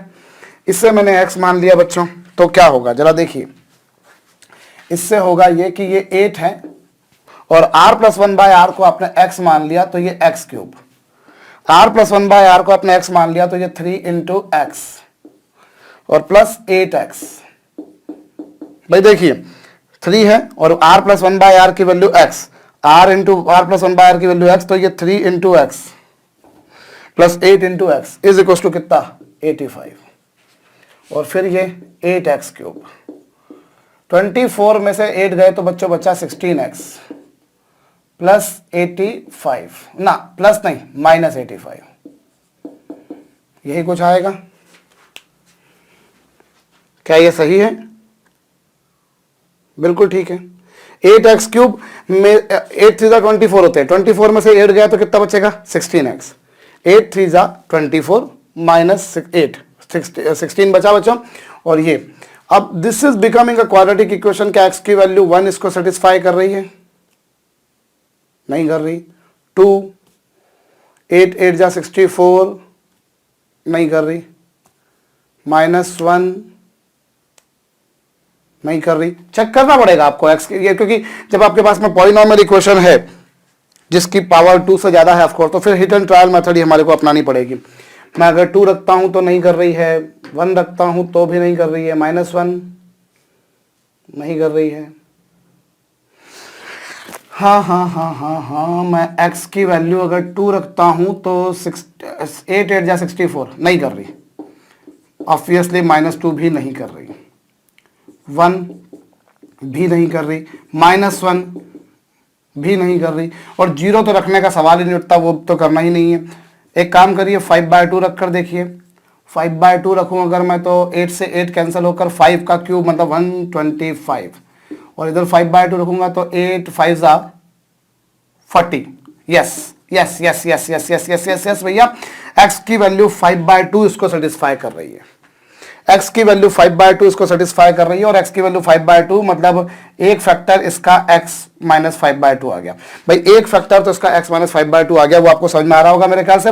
और दूसरा फैक्टर निकालने के लिए आप एक काम करेंगे बच्चों, 8x cube minus 16x minus 85 ये, और इसमें आप किसका मल्टीप्लाई कीजिए 8x स्क्वायर का। जब 8x स्क्वायर का इसमें मल्टीप्लाई करेंगे तो ये 8x क्यूब हो जाएगा, और इसमें 8 का मल्टीप्लाई करेंगे तो 4 5 जा 20x स्क्वायर, फिर ये माइनस ये प्लस, ये कितना हो जाएगा 20x स्क्वायर माइनस 16x, और इसमें किसका मल्टीप्लाई करोगे आप 20x का, 20x का मल्टीप्लाई करोगे, 20x का मल्टीप्लाई करोगे तो ये 20x स्क्वायर हो जाएगा, और इसमें 20 का मल्टीप्लाई करोगे तो 2 से 2 कैंसिल हो गए, 5 10 जा 50x बचेगा कितना 34। एम आई करेक्ट? 34 बचा, 34x, और 34 का मल्टीप्लाई करोगे तो प्लस 34 का मल्टीप्लाई इसमें करोगे तो 34x माइनस 85, तो 34 का मल्टीप्लाई करोगे बिल्कुल कैंसिल हो जाएगा 34x माइनस 85। ये मेरे ख्याल से समझ में आया होगा। छोटा सा काम है जो आप लोग पहले भी करते आ रहे हैं बच्चों, कोई नई बात आपके लिए मैंने नहीं करी है भाई, because it is becoming a cubic equation. If it is a cubic equation, if you want to find out the roots, obviously we have only one method, that is hit and trial method। कई बार hit and trial एकदम से खटाक से लग जाता है, कई बार फटाक से लग जाता है, कई बार देर लगती है, लगी मुझको पर आया। तो x की वैल्यू जो है 5/2 तो आई थी, दूसरे ये आई। अब ये जो इक्वेशन बन रही है बच्चों, इस इक्वेशन को अगर मैं देखूं तो इसमें से 2 भी कॉमन निकलने के बाद में अब 4x square plus 10x plus 17 is equal to 0 आ रहा है। और मेरा ख्याल ये बच्चों, ये एक ऐसी इक्वेशन है जिसका डिस्क्रिमिनेंट नेगेटिव, और if discriminant is negative it means that this equation has no real roots. So ultimately ये है बच्चों की this cubic equation has only one solution, which is x is equals to 5/2. Apart from this value of x, we do not have any another value of x. इसको छोड़कर मेरे पास में x की और कोई वैल्यू नहीं है बच्चों। तो x की वैल्यू मेरे पास में 2 आई, सॉरी x की वैल्यू कितनी आई बच्चों 5/2, और x की वैल्यू 5/2 यदि मैं लेता हूं x तो कुछ नहीं था मेरे को तो r चाहिए, और x की वैल्यू है, x मतलब क्या, r प्लस 1/r। सो इसकी वैल्यू 5/2, और इसको सॉल्व कीजिए बच्चों, तो रटाया है, इससे r की वैल्यू 2 और 1/2 आएगी। Obviously those two values will be multiplicative reciprocals of each other. So r की वैल्यू बच्चों 2 आई और 1/2 आई। r की वैल्यू 2 आई और 1/2 आई बच्चों। These two values of r we do have either of these two values we can go for। I repeat बच्चों, आपको question में दे रखा था कि there are 4 numbers in GP and whenever we have to choose 4 numbers in GP, then it is better that we assume that them in this way, because in this condition when we multiply them together r cancel हो जाता है, there is a single variable a आ गया। अब दूसरे variable को solve करने के लिए हमें जहमत उठानी पड़ेगी बच्चों। इस तरह की प्रॉब्लम में हमेशा वही घिसा पिटा सा काम होता है कि आपको बोल देते हैं कि इतने नंबर्स जीपी में, इतने नंबर्स एपी में। आपको अल्टीमेटली 2 वेरिएबल्स होते हैं, एपी में ए और डी हुआ करते थे, जीपी में ए और आर होते हैं। ए आ गया, आर निकालना था, निकाल दिया। अब नंबर्स आप निकालिए, तो पहले से जरूर नोट डाउन कर लीजिएगा बच्चों, क्योंकि अब मेरे पास में स्पेस की कमी, और स्पेस की कमी को पूरा करने के लिए मैं इसे मिटाने जा रहा हूं। ए की वैल्यू मेरे पास में कितनी आई थी, ए की वैल्यू 8 आई थी। अब अगर मैं आर की वैल्यू को 2 लेता हूं, तो पहला नंबर जो मेरे पास में है वो है ए पान आर क्यूब, और ए की वैल्यू 8 और आर की वैल्यू 2, सो दैट पहला नंबर आ जाएगा आपके पास में 1। दूसरा नंबर है बच्चों ए अपॉन आर, और ए है 8 और आर की वैल्यू 2। सॉल्व करेंगे भैया तो 4 आएगा। दूसरा नंबर भी आ चुका है। तीसरा नंबर है बच्चों ए इंटू आर। ए की वैल्यू 8 और आर की वैल्यू 2, मतलब 16। और चौथा number A r cube, 8 into 2 का क्यूब यानी कि 64। अल्टीमेटली वो जो 4 नंबर जीपी में सपोज करने को जो मुझे फाइंड आउट करने थे बच्चों, वो नंबर क्या आ रहे हैं, वो आ रहा है 1, 4, 16 और 64। वो 4 नंबर जो जीपी के थे वो ये आए। और अगर मैं आर की वैल्यू को 2 ना लेते हुए, यदि बच्चों मैं आर की वैल्यू को 2 ना लेते हुए, यदि मैं आर की वैल्यू को कितना लेता हूं, दूसरा केस बच्चों, यदि मैं आर की वैल्यू को 2 ना लेते हुए 1/2 लेता हूं, तो पहला number a upon r cube, और ए की वैल्यू 8 है, आर की वैल्यू 1/2 का क्यूब है। इसको सॉल्व कर लेंगे बच्चों, 64 आएगा। फिर ए अपॉन आर, ए की वैल्यू 8, आर की वैल्यू 1/2, इसको सॉल्व कर लेंगे 16 आएगा। फिर ए आर, ए की वैल्यू 8 है, आर की वैल्यू 1/2, इसको सॉल्व कर लेंगे 4 आएगा। और ए आर क्यूब, ए की वैल्यू 8 है और आर की वैल्यू 1/2 है, का क्यूब बच्चों 1 आएगा। फाइनली नंबर्स वही आएंगे जो नंबर्स आपको पहले मिले थे, 64, 16, 4 और 1। By this is again an ascending GPU's common ratio is 4, while this is a descending GPU's common ratio is 1/4। ये आएगा, ये ध्यान दीजिए। एक ऐसी जीपी बच्चों जिसका कॉमन रेशो 4 है, एक ऐसी जीपी बच्चों जिसका कॉमन रेशो 1/4 है। यहां कई लोग शायद हल्के हल्के तनिक से कंफ्यूज हो गए हो, अरे यार कॉमन रेशो 4 और 1/4 आ रहा है, जबकि वहां तो कॉमन रेशो की वैल्यू 2 और 1/2 थी। आया कंफ्यूजन? कुछ लोगों को नहीं आया होगा, पर मेरे बोलने के बाद आ गया होगा। आर की वैल्यू 2 और 1/2 आ रही है, और ये जो आपके पास में जीपी के टर्म्स आ रहे हैं, जरा गौर कीजिए बच्चों। यहां पर कॉमन रेशो कितना आ रहा है, 4 और 1/4। उस वाली जीपी में कॉमन रेशो 4 है, इस वाली जीपी में 1/4 है। वहां आर की वैल्यू 2 और 1/2 और कॉमन रेशो यहाँ पे 4 और 1/4। ऐसा कैसे? ऐसे बच्चों की ये जो आपने 4 टर्म्स जीपी में माने हैं, एक्चुअली अगर आप ध्यान दें आंखें गड़ाकर, तो ये जो जीपी में आपने जो 4 टर्म्स माने, इनका कॉमन रेशो आर नहीं है। ये जो 4 टर्म्स आपने जीपी में एज्यूम करें बच्चों, इनका कॉमन रेशो आर नहीं है। आप इन दोनों का रेशो निकालिए, इन दोनों का रेशो निकालिए। यदि आप सेकंड और फर्स्ट टर्म का रेशो निकालते हैं, यदि बच्चों आप सेकंड और फर्स्ट टर्म का रेशो निकालते हैं, देखिए सेकंड और फर्स्ट टर्म, सेकंड टर्म ये है और फर्स्ट टर्म ये है, इसका कॉमन रेशो निकाल कर देखिए बच्चों, वो आर नहीं, वो आर स्क्वायर है। इन दोनों का रेशो निकाल कर देखिए क्या आ रहा है, इन दोनों का रेशो सॉल्व कर लीजिए। ऐसे ही यदि आप थर्ड टर्म और सेकंड टर्म इन दोनों का रेशो निकालेंगे तो वो आर नहीं, आर स्क्वायर है। ऐसे ही यदि आप फोर्थ टर्म और थर्ड टर्म का रेशो निकालें तो वो आर नहीं, आर स्क्वायर है। So what GP you have assumed, actually the symbolic representative for the common ratio is R, but as far as this GP is concerned बच्चों, here the common ratio is not R, actually the common ratio of this GP is R square। इस GP का common ratio are square आ रहा है बच्चों। GP कब होगी? जब कोई भी दो सक्सेसिव टर्म्स का रेशो सेम हो। जो रेशो इन दोनों का वही इन दोनों का वही इन दोनों का है, यही है बच्चों। तो ये जीपी होगी। अभी आप इन दोनों का रेशो आर स्क्वायर, इन दोनों का आर स्क्वायर, इन दोनों का r square. So here common ratio is not r, actually वो आर की वैल्यू है, जो कि इस जीपी का कॉमन रेशो नहीं, इस जीपी का कॉमन रेशो आर स्क्वायर है। होप बात खोपड़ी में भेजे में मस्तिष्क में आई होगी, आ गई है। कॉमन रेशो इस जीपी का बच्चों आर नहीं है, आर स्क्वायर है, मैंने ऐसा माना है। अच्छा, आप इस प्रॉब्लम को पहले तो कॉपी कर लीजिएगा।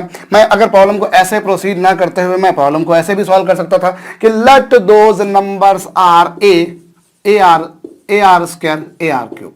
मैंने माना कि वो चार टर्म्स ये मान लिया। अब इनका प्रोडक्ट ए आर और ए आर स्क्वायर और ए आर क्यूब, इन चारों का प्रोडक्ट कितना दे रखा है? 4096। अब इसे आप सॉल्व करेंगे बच्चों। सो ए की पावर 4 हो गई, आर की पावर 1 2 3 और 3 6, आर की पावर 6, 4096। अब आप इसे अगर देखें तो एक्चुअली ये ए और आर की पावर जो है बच्चों 1.5 और उस पूरे की पावर 4 की पावर 4096 है। और इसका आप फोर्थ रूट जब लेंगे तो ए आर की पावर 1.5 की वैल्यू आपको मिलेगी बच्चों 8, ये आएगा। अब इससे थोड़ा सा काम कॉम्प्लिकेटेड है क्योंकि यहां दो दो वेरिएबल चलेंगे, एक ए और दूसरा आर। और आर की भी कोई इंटीग्रल पावर होती तो शायद हमारे लिए काम थोड़ा सा आसान होता। मे बी 1 होती, मे बी 2 होती, मे बी 3 होती, तो मेरे लिए काम आसान था। लेकिन जब 1.5 है तो हो सकता है आगे आने वाली जो स्टेप्स हैं वो और ज्यादा कॉम्प्लिकेशंस लिए हुए आए। It is why we used to suggest that whenever we people have to assume 4 terms in GP, they must be assumed in this way. But here we people must not forget one thing, that this is of course a GP whose common ratio is not that symbolic one R. Actually the common ratio of any of this GP is R square. Common ratio means a ratio of any two successive terms, any two consecutive terms. So here the ratio is not R, my dear student. Here the ratio will be R square. For example, if you solve in this way, you will get the value of R is equals to 4. अगर आप इस तरह से करेंगे फिर आपको इन सबका सम भी करना है। ए r square, a r cube और इन सबका सम कितना है? 85। इसको आप सॉल्व करेंगे। ऑफ कोर्स आप ये दो इक्वेशंस को सॉल्व करेंगे। these two equations have to be solved simultaneously. Of course we have two variables a and r. Of course we people have two equations, so we need to solve them simultaneously to find out the value of a and r, and finally we get the value of r equals to 4. और अगर आप a की value इससे निकालेंगे so a की value आपको मिलेगी either you will get 64 or you will get 1. आपको a की वैल्यू अगर इस तरीके से प्रोसीड करेंगे तो 64 और 1 मिलेगी, बट ये वाली मेथड तुलनात्मक रूप से थोड़ी सी कॉम्प्लिकेटेड है, इसीलिए सजेशन ये रहता है कि आप ऐसा मान के चलें। इसी तरह से अगर बच्चों किसी जीपी में अगर मुझे 5 टर्म्स मानने को आ जाएं सो मैं उन्हें मान लूं a upon r square, a upon r, a r और a r square. If I need to assume 5 terms, how many terms I need to assume बच्चों? यदि मुझे किसी जीपी में 5 पदों को मानने को आ जाए तो मैं उन्हें ये मान लूं। उससे फायदा ये होगा कि when I multiply them together, then I see that r is cancelled absolutely. I'll be having only one variable, that is a. Likewise, if we have to assume 6 terms in GP, then I'll need to assume that like a over r to the power 5, a over r cube, a over r, a r cube और a r to the power 5। अगर मुझे 6 terms मानने को आते हैं तो 6 terms में ऐसे ऐसे ऐसे ऐसे ऐसे और ऐसे मान लूं। इससे फायदा ये होगा कि जब आप इन सबको मल्टीप्लाई करोगे तो r की पावर 5 से r की पावर 5, r क्यूब से r क्यूब और r से r कैंसिल होकर फाइनली एक ही वेरिएबल बचेगा।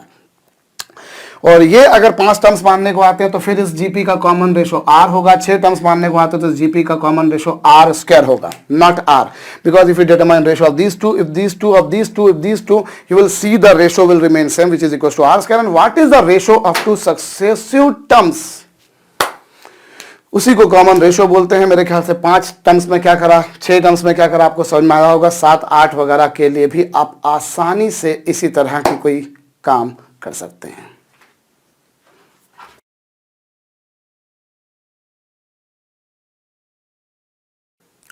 तीन डिस्टिंक्ट नंबर्स जीपी में है। जब हमें कभी 3 नंबर जीपी में लेने होते हैं बच्चों, तो हम लोग ए बाय आर, ए और ए आर लिया करते हैं। ये अभी हम लोगों ने देखा, इससे काम आसान हो जाता है तुलनात्मक रूप से। अब यहां पर हमें एक और बात गिवन है बच्चों की, ये जो नंबर्स है ये डिस्टिंक्ट है। डिस्टिंक्ट है मतलब ये नंबर्स आपस में इक्वल नहीं है। ए बाय आर ए के इक्वल नहीं है, ए बच्चों ए आर के इक्वल नहीं है, और इसी तरह से बच्चों ए बाय आर ए आर के इक्वल नहीं है। ये सभी नंबर्स बच्चों आपस में डिस्टिंक्ट हैं, अलग अलग है। अब जब मैं इसे सॉल्व करूंगा तो मुझे क्या मिलेगा बच्चों, ए से ए कैंसिल करने के बाद आपको मिलेगा r should not be equal to 1। Likewise बच्चों अगर इसे भी सॉल्व करेंगे तो आपको यही मिलेगा, r should not be equal to 1।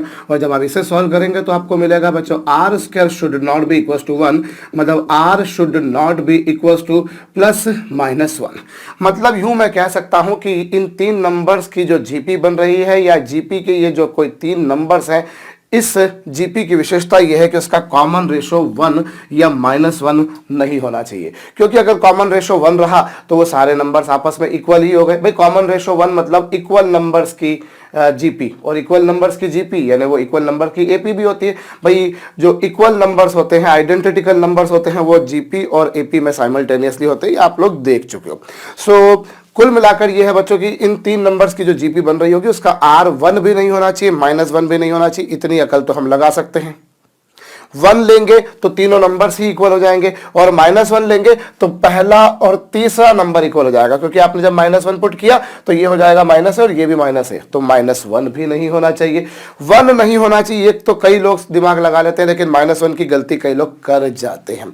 और तीसरी एक और बात है बच्चों, यहां पर r की वैल्यू 0 भी नहीं होना चाहिए। Common ratio should not be equal to 0, क्योंकि अगर कॉमन रेशो 0 है तब डिनोमिनेटर में 0 आ गया, वो पॉसिबल नहीं है। या यूं बोल दीजिए कि अगर मैं 1 मिनट के लिए चलिए उन 3 नंबर्स को ए आर और ए आर स्क्वायर भी ले लेता, और मैं अगर आर की वैल्यू 0 पुट कर देता तो ये सारे नंबर 0 हो जाते। ए को छोड़ दीजिए तो ये भी 0 हो जाता, ये भी 0 हो जाता, लेकिन उन्होंने कहा है डिस्टिंक्ट नंबर्स, सो आर 0 भी नहीं होना चाहिए। यहां तो डायरेक्टली दिखाई दे रहा है कि डिनोमिनेटर शुड नेवर बी 0, लेकिन यहां से भी आपको समझ में आना चाहिए कि आर की वैल्यू 0 नहीं होना चाहिए। मतलब कुल मिलाकर ये जो जीपी होगी उसका आर 0 नहीं होना चाहिए, +1 नहीं होना चाहिए, -1 भी नहीं होना चाहिए। अब आपको क्या गिवन है बच्चों कि ये जो 3 नंबर जीपी में है इनके स्क्वायर्स का सम एस स्क्वायर है। तो चलिए साहब हम इनके स्क्वायर्स का सम करते हैं। पहले नंबर का स्क्वायर किया, फिर आपने दूसरे नंबर का स्क्वायर किया, फिर आपने तीसरे नंबर का स्क्वायर किया,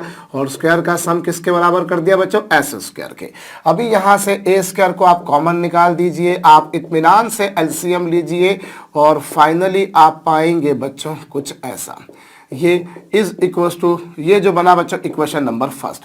भाई इनके स्क्वायर्स का सम एस स्क्वायर है, ये मेंशन किया हुआ है। और दूसरी बात जो बोली है कि इन नंबर्स का सम मतलब ए बाय आर, ए और ए आर, इन तीनों का सम जो है साहब वो है अल्फा एस, और हमें अल्फा की ही वैल्यूज की रेंज बतानी है।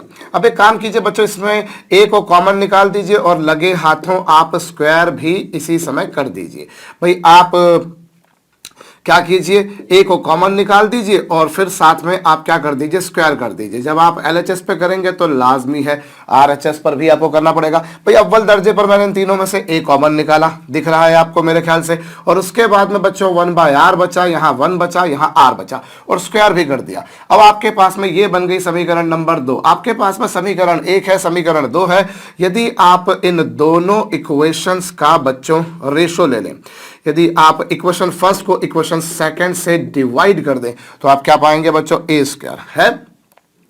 और यहां पर आपके पास में क्या आया, a square into 1 plus r square plus r to the power 4 और अपॉन में आर स्क्वायर। ये आपकी इक्वेशन 1 की एलएचएस है।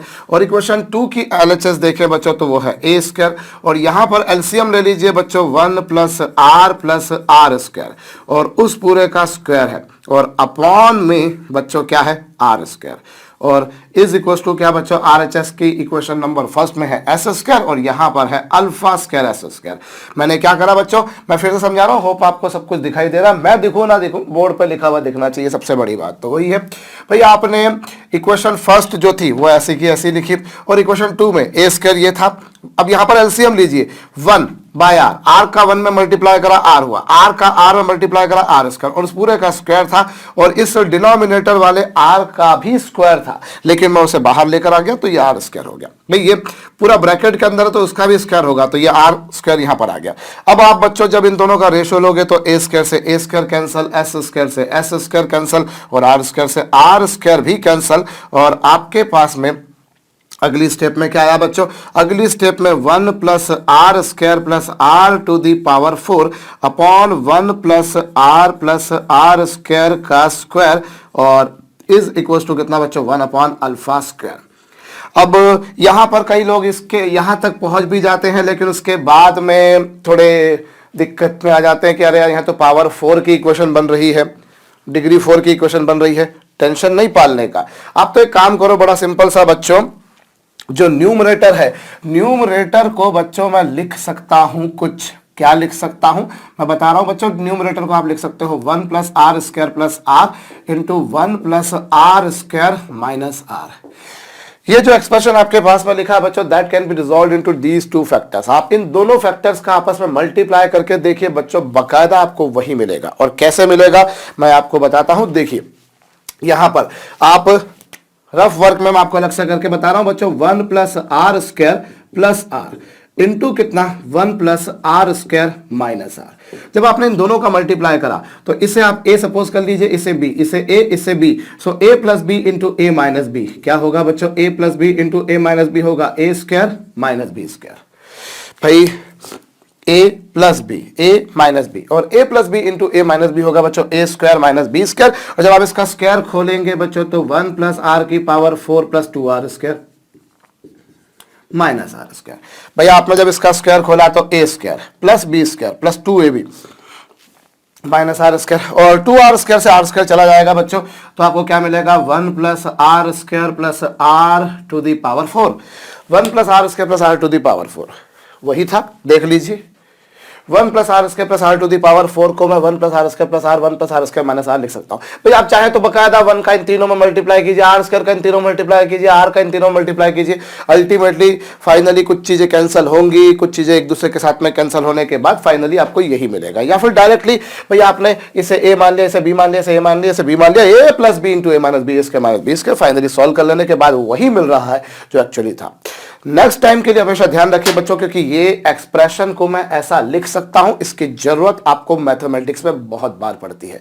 So you need to remember that this expression can be resolved into these two factors. As far as the denominator is concerned बच्चों, that you can see is 1 plus r plus r square का square है, और R H S पर बच्चों simple सा term 1 upon alpha square है। अब आप देखिए बच्चों, ये 1 प्लस आर स्क्वायर है, 1 plus r square plus r, ultimately they both are same things, तो ये दोनों एक दूसरे को कैंसिल कर देंगी, और क्या मिलेगा बच्चों, 1 plus r square minus r, और यहां पर 1 plus r square plus r, और क्या है बच्चों ये 1 अपॉन अल्फा स्क्वायर।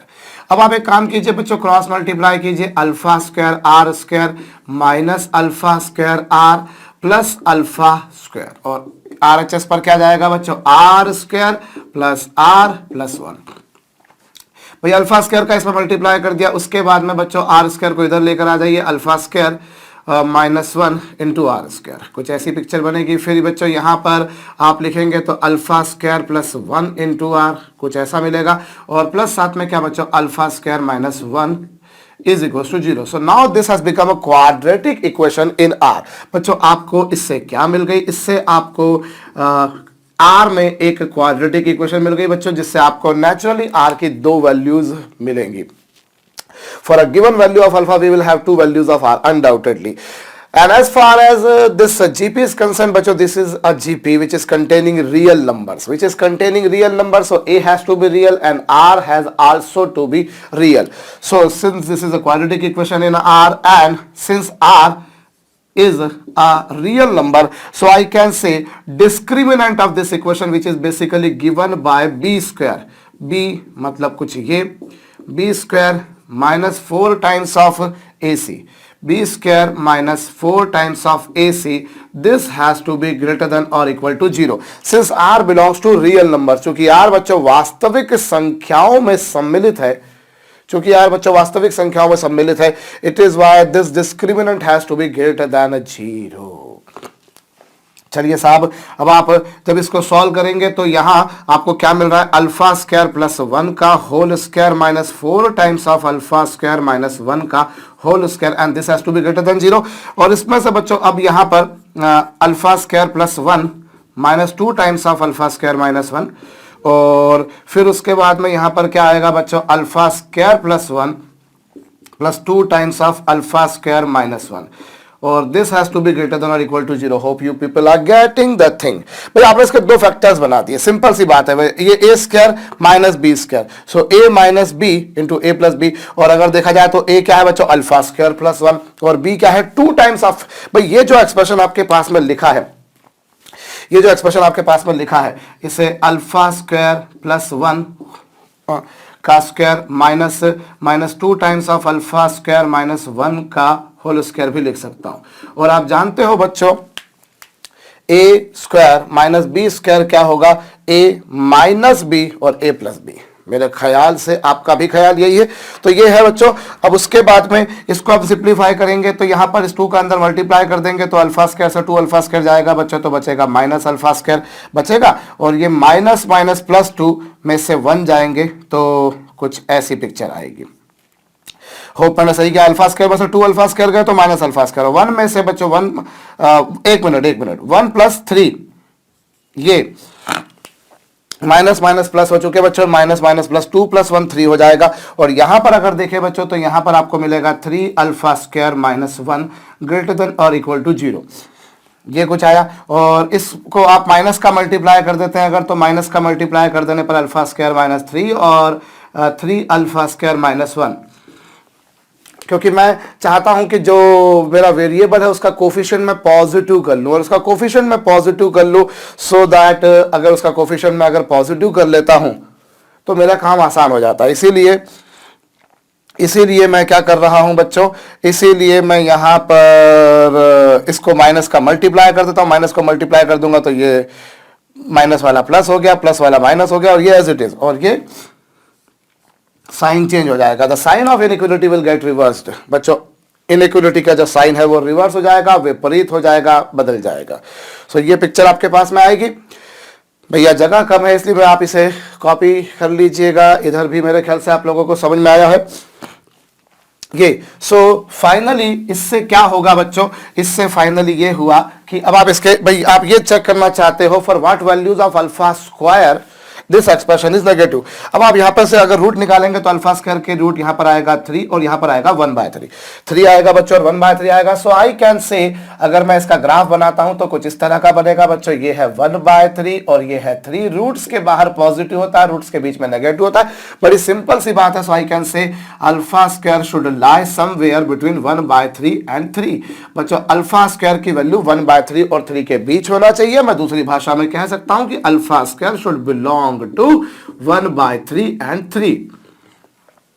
भाई अल्फा स्क्वायर की वैल्यू 1/3 और 3 के बीच होगी, और इनको इंक्लूड करना है क्योंकि ये इक्वल भी लिए गए हैं। भाई आप बोल रहे हैं ना कि रूट्स आर रियल, तो रूट्स आर रियल तो भैया वो फिर तो इक्वल टू 0 भी हो सकता है डिस्क्रिमिनेंट। भाई डिस्क्रिमिनेंट 0 भी हो गया तो कोई टेंशन वाली बात नहीं है। तो ये क्लोज इंटरवल आएगा, ये भी है। लेकिन जब मैं देखता हूं जो मुझे प्रूव करना है उसमें 1/3 और 3 ओपन इंटरवल में है, देख लीजिए आंखें गड़ाकर प्रश्न में, और प्लस साथ में 1 भी इंक्लूड नहीं किया गया है, तो कहीं ना कहीं अभी कुछ लोचा बाकी है। तो वो लोचा बाकी क्या, कई लोग बोलेंगे सर वो चूंकि डिस्टिंक्ट है इसलिए इक्वल मत लीजिए। अरे रूट्स डिस्टिंक्ट हुई ना बोले हैं आपको तो वो नंबर्स डिस्टिंक्ट बोले हैं जो जीपी में है। सम पीपल में से सर हमको बोला है 3 distinct numbers are in GP, those 3 numbers a by r, a and ar are distinct. It doesn't mean that इस इक्वेशन के जो रूट्स हैं वो इक्वल नहीं हो सकते। भाई अगर दोनों रूट्स मान लीजिए, सपोज कीजिए 1 मिनट के लिए r के दोनों रूट्स जो आ रहे हैं वो दोनों रूट्स अगर 2 आ गए तो पहले रूट की वैल्यू भी 2 और दूसरे रूट की वैल्यू भी 2 है, तो व्हाट्स द बिग डील। अगर दोनों रूट्स की वैल्यू 2 है तो जो 3 नंबर जीपी में बनेंगे, पहला बनेगा a/2, दूसरा a और तीसरा 2 है। क्या वो तीनों इक्वल हैं? बिल्कुल नहीं है, तीनों में से कोई 2 इक्वल है ही नहीं। भाई आपसे बोला है वो 3 नंबर्स डिस्टिंक्ट है, मैं बार बार बोल रहा हूं बिकॉज जहां लोग कंफ्यूज होते हैं, जहां लोग गलत कॉन्सेप्ट बनाते हैं, मिसकॉन्सेप्शन बनाते हैं, मैं उन बातों को बार बार बोलता हूं, उन बातों को मैं ज्यादा स्ट्रेसफुली बोला करता हूं।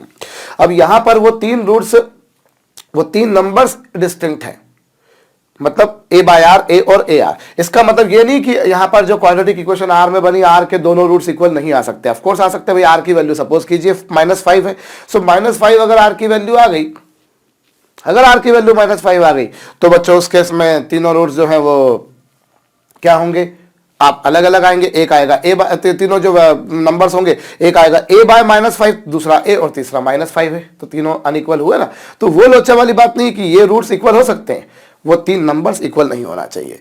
तो इसलिए यहां अगर आप ये बोलते हैं कि इसको इंक्लूड मत कीजिए, तो वो तो सरासर आपकी गलती है भैया, इंक्लूड बिल्कुल करना पड़ेगा। तो अभी जो हमें प्रूव करना है बच्चों, चलिए यहां तो प्रूव करने को दे रखा है। अगर सब्जेक्टिव में आ जाए कि साहब अल्फा स्क्वायर की रेंज बताइए, या ऑब्जेक्टिव आ जाए और एक ऑप्शन आपको दे रखा हो जिसमें स्क्वायर ब्रैकेट हो, एक में ओपन हो, तो फिर आप क्या करेंगे, शायद आप स्क्वायर वाली लगा कर आ जाएंगे। लेकिन नहीं, हमने बिल्कुल शुरुआत में देखा आर जो है बच्चों that should not be equal to 0। तो चलो एक काम करते हैं भाई, हमने तो बोला कि जो है r is belonging to real number, पर एक बात ध्यान देने की, r belongs to real number, लेकिन उन रियल नंबर्स में से बच्चों 0 नहीं होना चाहिए, -1 नहीं होना चाहिए और +1 भी नहीं होना चाहिए। आप चाहे तो उनको प्रॉपर असेंडिंग ऑर्डर में अरेंज करें, प्रॉपरली असेंडिंग ऑर्डर में अरेंज करें, -1 फिर 0 फिर 1। सो आर जो है that should belong to real numbers, all real numbers except 0, except -1, except +1। चलिए अब आप क्या करेंगे बच्चों, यहां पर आप आप पहले अल्फा, यहां पर आर की वैल्यू 0 नहीं होना चाहिए। तो let me see if I am going to put r equal to 0, if I am getting something alpha square, what I am getting, what value of alpha square I am going to gate.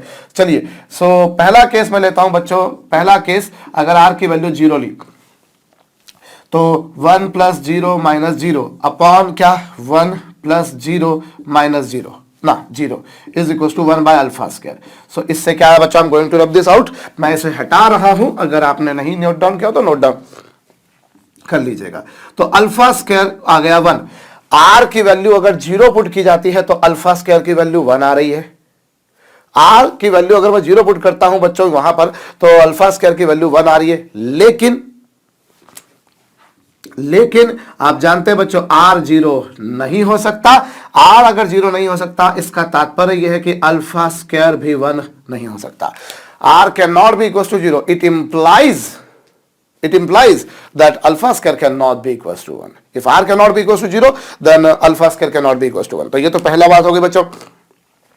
तो जब आप बोल रहे हैं कि alpha square की value 1/3 से 3 के बीच होना चाहिए, तो ऑब्वियसली इस इंटरवल में कहीं ना कहीं 1 भी आएगा, but 1 has to be excluded since r can not be equal to 0। Since r cannot be equal to 0, since r cannot be equal to 0, so alpha square cannot be equal to 1. So out of this interval, 1 has to be excluded, and I'm going to eliminate this thing from my board बच्चों। तो ये भी आप अगर नहीं किए हो तो जरूर कर लीजिएगा। मैं अगली बात आपको बताता हूं। दूसरा केस, अगर मैं बच्चों r की वैल्यू को -1 लेता हूं, यदि मैं -1 लेता हूं तो 1 का स्क्वायर प्लस होगा, यहां पर प्लस हो जाएगा और यहां पर प्लस, यहां पर -1। सो इसको सॉल्व कर लीजिए बच्चों। अल्फा स्क्वायर की वैल्यू आप आराम से 1/3 आएगी। आर की अल्फा स्क्वायर की वैल्यू 1/3 आएगी। सिंप्लीफाई कीजिए। अब आप एक बात जानते हो बच्चों कि आर की वैल्यू अगर मैं -1 लेता हूं तो अल्फा स्क्वायर की वैल्यू 1/3 आएगी। But my dear student, again I'm going to tell you, r cannot be equals to -1. If r cannot be equals to -1, it implies that alpha square cannot be equals to 1/3. And तीसरी बात बच्चों, यदि मैं बात करूं r की value -2 पर, sorry r की वैल्यू +1 पर, +1 लेता हूं बच्चों तो 1 + 1 -1 ये आएगा, और यहां पर 1 + 1 + 1 is equals to 1 by alpha square. Solving this will get us alpha square equals to 3. But again I am going to say that r cannot be equals to +1. So it implies that alpha square cannot be equals to 3. As far as simply solving, I got this interval of alpha square. Okay, alpha square should belong to closed interval 1/3 to 3. But my dear students, you know that r cannot be equals to 0. So alpha square cannot be equals to 1, and 1 belongs to this interval. It has to be excluded. Likewise, r cannot be equals to -1. So alpha square cannot be equals to 1/3, while that values of alpha square are including 1 by 3 as well. And if I talk about this particular thing, if r equals to 1, then alpha square comes out to be 3, but r cannot be equals to 1, since in that condition all those three numbers will become equal. But it has been mentioned those three are distinct numbers, so r cannot be equals to 1 and r equals to 1 नहीं हो सकता, मतलब alpha square की value 3 नहीं हो सकता, while that interval is including 3 as well. So 3 has to be eliminated, 1 by 3 has to be eliminated, and 1 has also to be eliminated. So I can say alpha square जो है बच्चों वो 1 by 3 से 3 होना चाहिए था, ये क्लोज्ड इंटरवल बन रहा था, पर इसमें से बच्चों आपको किसको हटाना पड़ेगा, इसमें से आपको 1 by 3 को हटाना पड़ेगा, 1 को हटाना पड़ेगा और 3 को भी हटाना पड़ेगा. So either you say that should belong to this, इस तरह से लिख ले, या फिर अल्फा स्क्वायर की वैल्यू को अगर मैं लिखना ही चाहता हूं तो मैं ऐसा भी लिख सकता हूं कि अल्फा स्क्वायर जो है वो 1 by 3 और 3 का जो इंटरवल है उसमें से बच्चों 1 को एक्सक्लूड कर दीजिए. Either you write in this way or you write in this way, और even you people can write 1 by 3 से 1 यूनियन 1 से 3 हो जाएगा.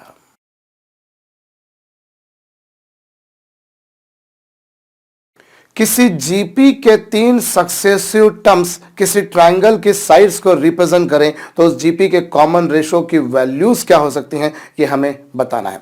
बच्चों कभी कोई 3 नंबर जीपी में मानने को आते हैं तो हम उन्हें ऐसा मान लेते हैं, ये हम लोग जानते हैं, काम आसान हो जाता है. अब ये तीनों जो टर्म्स हैं या ये तीनों जो नंबर्स हैं बच्चों, if they are representing sides of a triangle then something like this we will gate.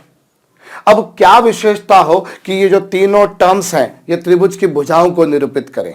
एक ट्रायंगल की खासियत क्या होती है, एक ट्रायंगल की खासियत ये होती है कि उसकी किन्हीं भी 2 साइड्स का सम किया जाए वो तीसरी साइड से बड़ा होता है. बच्चों जैसे आपने इसका और इसका सम किया, ए आर और ए बाय आर, तो ये जो होगा बच्चों इन दोनों का सम इससे बड़ा होगा, और इसी तरह से बच्चों ए और ए बाय आर का सम जो है वो ए आर से बड़ा होगा. ठीक इसी तरह से बच्चों ए आर और ए का सम जो है बच्चों वो ए बाय आर से बड़ा होगा. ये आप समझ सकते हैं, बिकॉज कोई भी ट्रायंगल हो सकता है उसकी कोई 2 साइड्स बहुत छोटी हो और तीसरी साइड काफी बड़ी हो, कुछ भी, लेकिन एक बात तय है कि उसकी किन्हीं भी 2 साइड्स, फिर भले वो दोनों छोटी वाली साइड्स ही क्यों नहीं ली जाए, किन्हीं भी 2 साइड्स की लेंथ का सम हमेशा तीसरी साइड के लेंथ से ज्यादा होता है. ये लॉजिक होता है बच्चों. तो इन दोनों का सम इससे बड़ा होगा, इन दोनों का सम इससे बड़ा होगा और इन दोनों का सम इससे बड़ा होगा. ये है. एक बात तो आप समझ सकते हैं बच्चों कि r की वैल्यू जो है वो नेगेटिव नहीं हो सकती, क्योंकि अगर वो नेगेटिव हो गया बच्चों तो फिर यहां पर ये जो जीपी बन रही है इसके टर्म्स नेगेटिव आएंगे.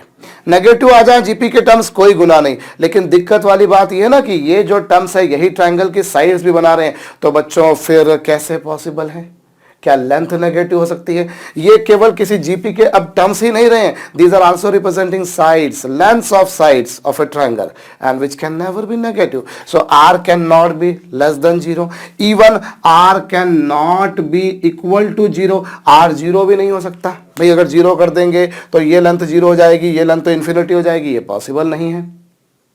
तो r 0 नहीं हो सकता, r नेगेटिव भी नहीं हो सकता. r होगा जो भी, मुझे एक बात कंफर्म है कि r जो है बच्चों that would be some positive real number, but that positive real number will not include even 0 भी उसमें नहीं होगा. ये है. So r has to be some positive real number except 0. ये आप समझ सकते हैं बच्चों. तो यहां पर r की वैल्यू लेस देन 0 नहीं होना चाहिए, r की वैल्यू 0 नहीं होना चाहिए, और r की वैल्यू पॉजिटिव रियल नंबर में से ही कुछ होगी. अब पॉजिटिव रियल नंबर्स में से होगी तो वहां पर भी आपके पास में 2 अलग अलग केसेस बन सकते हैं, 2 या ज्यादा हम देख लेते हैं. चलिए भाई, पहला केस अगर मैं लेता हूं कि r की वैल्यू अगर मैं 0 से 1 के बीच लूं, क्योंकि यहां पिक्चर कुछ अलग बनेगी बच्चों. अब अगर 1 से कम लोगे अगर r की वैल्यू, तो आप समझ सकते हो अगर 1 से कम लिया आपने r की वैल्यू को तो जो ए आर वाली लेंथ है वो सबसे छोटी होगी, ए वाली लेंथ उससे थोड़ी सी बड़ी होगी, और ए बाय आर वाली लेंथ उससे भी बड़ी होगी. बिकॉज आर की वैल्यू 1 से छोटी है, और 1 से छोटी क्वांटिटी का अगर किसी में मल्टीप्लाई करते हो तो वो छोटा हो जाता है। सो ए में अगर आपने 0 से 1 के बीच में किसी नंबर का मल्टीप्लाई कर दिया, that would be little bit less than a, वो ए से कम होगी, फिर ये ए और फिर ये, अब आर से डिवाइड करो, you are going to divide by some quantity which is lying between 0 and 1, naturally you will be getting the result which is greater than a. So ये कम आएगा, ये ज्यादा आएगा और ये और ज्यादा आएगा, ये आप समझ सकते हैं। If r is lying somewhere in between 0 and 1, तो ये क्वांटिटी छोटी है, ये क्वांटिटी बड़ी है और ये क्वांटिटी और भी बड़ी है। अब कोई भी दो साइड्स का सम तीसरे साइड से बड़ा होता है, तो मैं काम करता हूं बच्चों, मैं ये तीनों इनइक्वलिटीज को लगाने की बजाय मैं कौन सी इनइक्वलिटी लगाता हूं, ए आर प्लस ए, और उसकी वैल्यू ए बाय आर से बड़ी कर देता हूं। क्यों? सिर्फ इतना करता हूं। ऐसा क्यों? ऐसा इसलिए कि अगर दो छोटी, सबसे ये दोनों छोटी लेंथ है, अगर इन दोनों छोटी लेंथ का सम तीसरी लेंथ से बड़ा है तो ऑब्वियस सी बात है, बड़ी वाले को तो किसी के साथ जोड़ोगे तो वो तो छोटी वाले से बड़ा आएगा ही आएगा। भाई अगर आर की वैल्यू 0 नहीं होना चाहिए, पॉजिटिव रियल नंबर होना चाहिए, ठीक है साहब, उसमें 0 भी नहीं होना चाहिए क्योंकि 0 भी पॉजिटिव रियल नंबर्स के अंतर्गत काउंट होता है। अब आपके पास में क्या है बच्चों, तो आप अगर आर की वैल्यू 0 से 1 के बीच लेते हो तो आप समझ सकते हो ये लेंथ सबसे छोटी आ रही है, ये लेंथ थोड़ी सी बड़ी आ रही है और ये लेंथ और बड़ी आ रही है। क्यों? क्योंकि ए में आपने 0 से 1 के बीच में किसी क्वांटिटी का मल्टीप्लाई करा तो वो ए से छोटा होगा, फिर आपने इधर डिवाइड किया तो वो बड़ा होगा, तो इसीलिए अब ये दोनों, भाई ट्रायंगल की विशेषता ये कि कोई भी दो साइड्स की लेंथ का सम तीसरी साइड से बड़ा होता है, तो मैंने वो लॉजिक अपनाया। अब यहां पर बच्चों ए कैंसिल कर देता हूं। ऐसा इनइक्वालिटी में कैंसिल नहीं किया जाता डायरेक्टली, क्योंकि आपको पता होना चाहिए कि आप जिससे कैंसिल करने जा रहे हो वो पॉजिटिव है कि नेगेटिव है, क्योंकि इनइक्वालिटी में किसी को मल्टीप्लाई करते समय, किसी को डिवाइड करते समय बहुत फूक फूक के कदम रखना पड़ते हैं। पर मैं यहां कैंसिल कर सकता था इसलिए क्योंकि मुझे पता है कि यहां ए बच्चों एक पॉजिटिव रियल नंबर है। भाई लेंथ है, वो length can not B negative, 0 भी नहीं होगी, जो कि नेचुरल सी बात है। सो ए जो अगर 0 होता तो भी मैं कैंसिल नहीं कर सकता था, ये भी एक बात थी, तो यहां तो मैं कर सकता हूं। चलिए साहब, क्योंकि 0 नहीं है मुझे पता है, अगर 0 होता तो मैं कैंसिल नहीं कर सकता था। अब आप यहां से क्या मिलेगा बच्चों, r प्लस 1 की वैल्यू 1 बाय आर से बड़ी। अभी आप एलसीएम वगैरह ले लीजिए बच्चों, आर स्क्वायर प्लस 1 और ये आ जाए, एक minute, r square plus r minus 1 की वैल्यू ग्रेटर देन 0, ऐसा कुछ आएगा। आप यहां अब एक और बात भी होती है कि आप इनइक्वालिटी में डायरेक्ट आर का मल्टीप्लाई नहीं कर सकते। आप जानते हो बच्चों, मैंने अभी थोड़ी देर पहले कहा आपसे कि मल्टीप्लाई करना भी फूक फूक के करना होता है और डिवाइड करना भी फूक फूक के करना होता है, लेकिन मैं यहां कर सकता हूं। उसके पीछे रीजन क्या बच्चों, मैंने आर का मल्टीप्लाई कर दिया, यहां मल्टीप्लाई कर दिया, क्यों? क्योंकि मुझे तो पता है कि आर एक धनात्मक वास्तविक संख्या है। Because of positive real number it can be multiplied, because if you multiply by some positive number, sign of inequality does not change, and if you are going to multiply by some negative quantity, then sign gets reversed, and if you don't know by what number you are multiplying, then you are into the confusion whether sign has to be changed or does not change. So hope you have got this thing बच्चों। अब यहां पर से r की आपके पास में दो वैल्यूज आएंगी।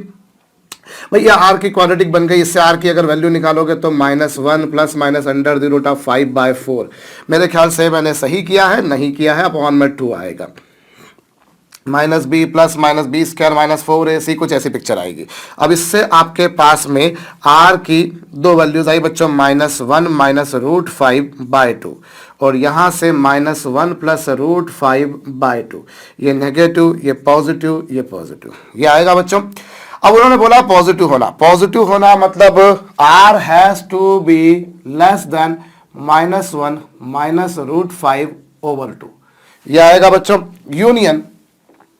यूनियन r जो है बच्चों, that has to be greater than -1 plus √5/2, ये कुछ आएगा। ये आपके पास पिक्चर बनेगी बच्चों। क्या मैंने सही किया है? Am I correct? Let me see। भाई रूट्स तो यही आ रहे हैं, बिल्कुल आ रहे हैं। अब जब आपने बोला पॉजिटिव कब होगा, तो पॉजिटिव कब होगा बच्चों, रूट्स के बाहर, और रूट के भीतर नेगेटिव होगा। तो यहां तो पॉजिटिव बोला है तो ये आएगा, लेकिन ये तो पॉसिबल है नहीं, आर की वैल्यू -1 माइनस √5/2 से भी कम हो, मतलब नेगेटिव हो। ऑटो अभी तो आप पहले तो देखिए बच्चों, ये खुद अपने आप में एक नेगेटिव नंबर है, -1 माइनस √5 की वैल्यू तकरीबन 2.3 में मान लेता हूं, तो 2.3 नेगेटिव में है, पूरा कुल मिलाकर ये नेगेटिव आ रहा है। और आप बोल रहे हो आर की वैल्यू इससे भी कम है, मतलब आर की वैल्यू नेगेटिव है, लेकिन आर की वैल्यू नेगेटिव नहीं हो सकती, वो लिखा है सामने आपके। सो ये तो पॉसिबल है नहीं। अगर कुछ पॉसिबिलिटी है तो वो ये है कि आर की वैल्यू जो है बच्चों वो √5 - 1/2 से बड़ी होना चाहिए। तो कुल मिलाकर इससे क्या आया, आर की वैल्यू जो है बच्चों वो इससे बड़ी होना चाहिए, मतलब √5 - 1/2 से बड़ी होना चाहिए। और बड़ी कहां तक, इन्फिनिटी तक।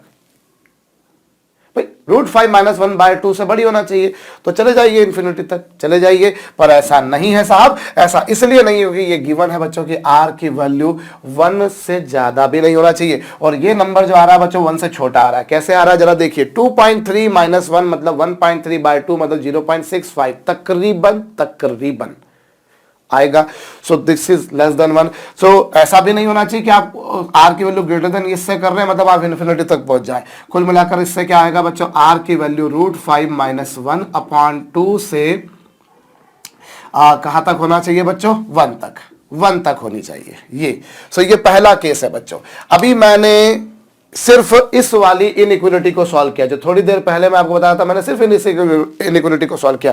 कायदे से तो ये तीनों को मुझे साथ में लेकर चलना चाहिए, इसको भी, क्योंकि भैया कोई भी दो साइड्स का सम तीसरी साइड से बड़ा होता है, पहली दूसरी का तीसरे से, दूसरी तीसरी का पहले से, पहली तीसरी का दूसरे से होता है। लेकिन मैंने यहां पर तीनों के लिए सॉल्व नहीं किया, मैंने सिर्फ इतने के लिए सॉल्व किया। ऐसा क्यों, क्योंकि मैं जानता हूं कि अगर दो छोटी साइड्स का सम तीसरी बड़ी साइड से ज्यादा आ रहा है, तो बड़ी वाली साइड को अगर मैं किसी के साथ जोड़ूंगा तो वो तो ऑब्वियसली ज्यादा आएगा।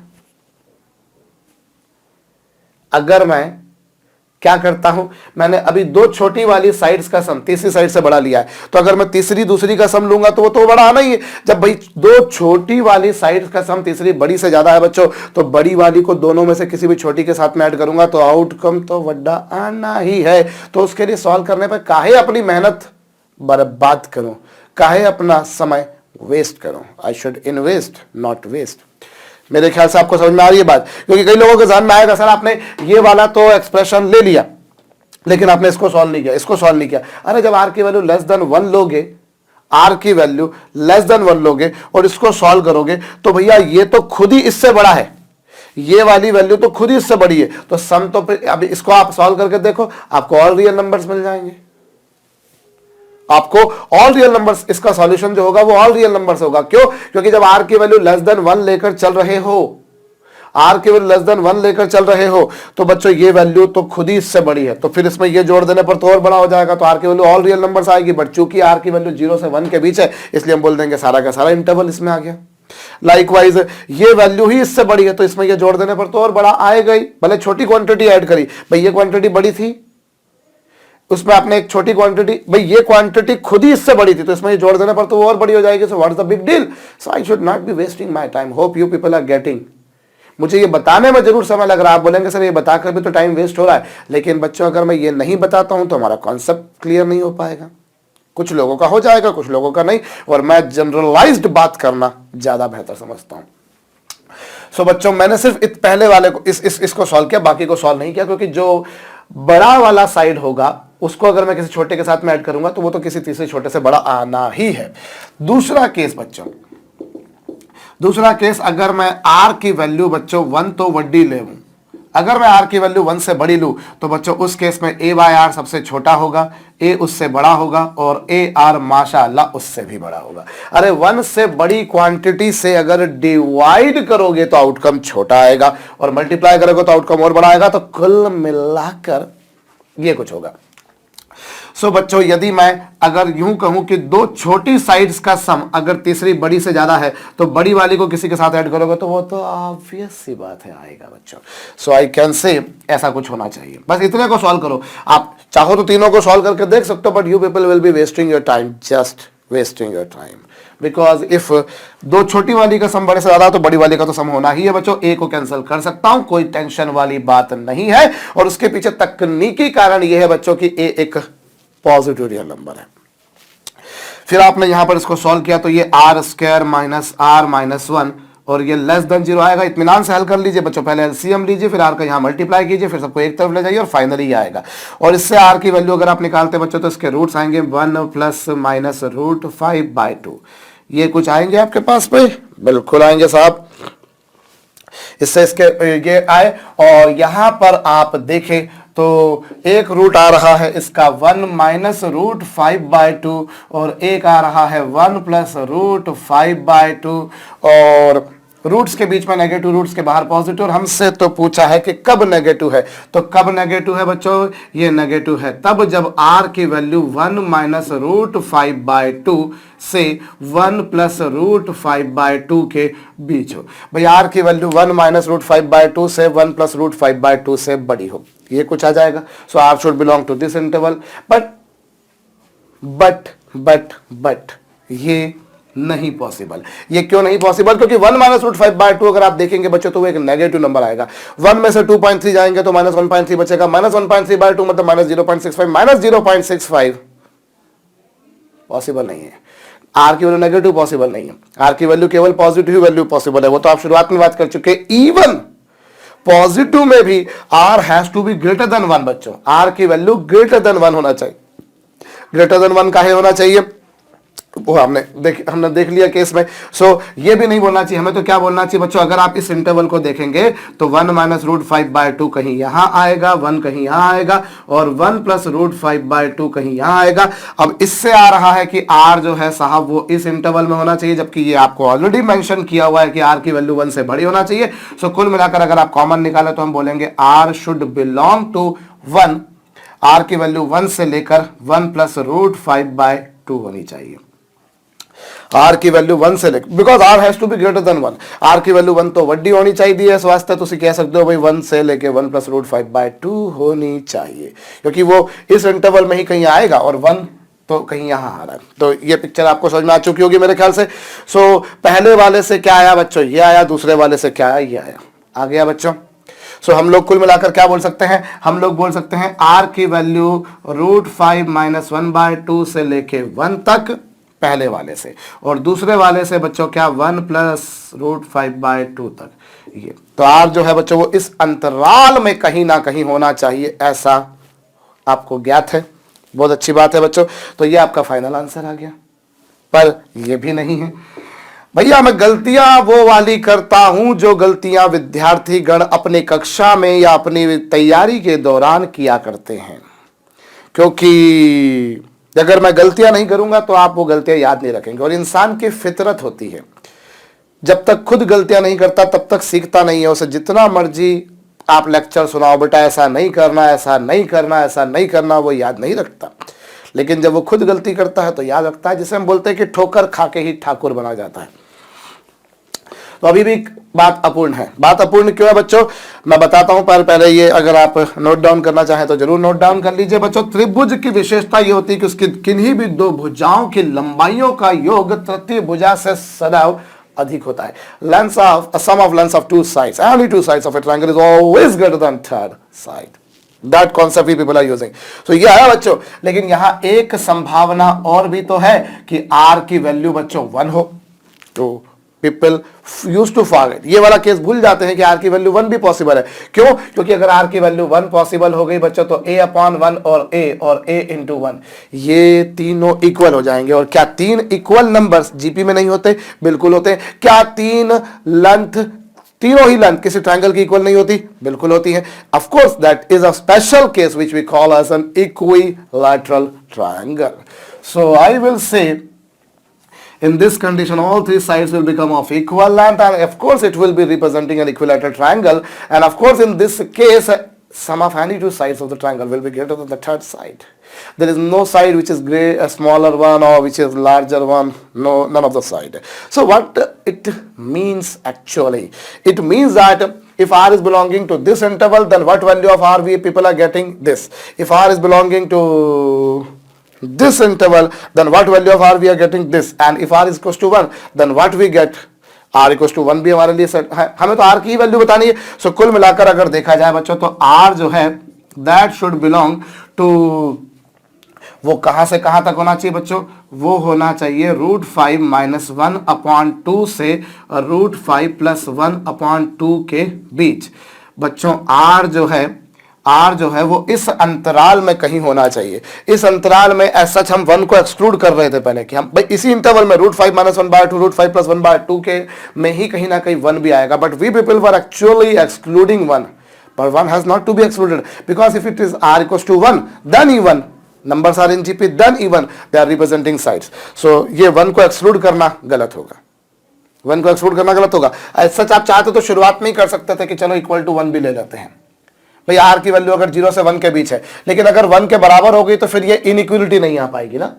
अगर 1 के बराबर ले लिया आपने r को तो ये इनइक्वलिटी नहीं आ पाएगी, फिर ये इक्वल भी हो सकता है, इसीलिए मैंने नहीं लिया, मैंने उसका तीसरा स्पेशल केस अलग बना दिया। वैसे ही मैं यहां पर भी अगर r की वैल्यू 1 पुट करता तो ये तीनों भी इक्वल भी हो सकते थे, लेकिन वो मैंने नहीं किया। फिर हमको आइडेंटिफाई करना शायद थोड़ा सा कठिन पड़ता कि कौन बड़ी है कौन छोटी है। मैं फिर बोलूंगा बच्चों, यहां पर भी मैंने सिर्फ इस इनइक्वलिटी को सॉल्व किया, क्योंकि मैं जानता हूं कि अगर दो छोटी साइड्स का सम तीसरी साइड से बड़ा है तो तीसरी बड़ी साइड को दोनों में से किन्हीं भी छोटी साइड के साथ में ऐड करें वो उससे ज्यादा ही होना है। तो मैं केवल छोटी दो साइड्स का सम निकाल कर उसको तीसरी साइड से बड़ी कर रहा हूं, तीसरी बड़ी को किन्हीं दो के साथ में ऐड करने से कोई लॉजिकल, कोई फ्रूटफुल आंसर मुझको नहीं मिलेगा।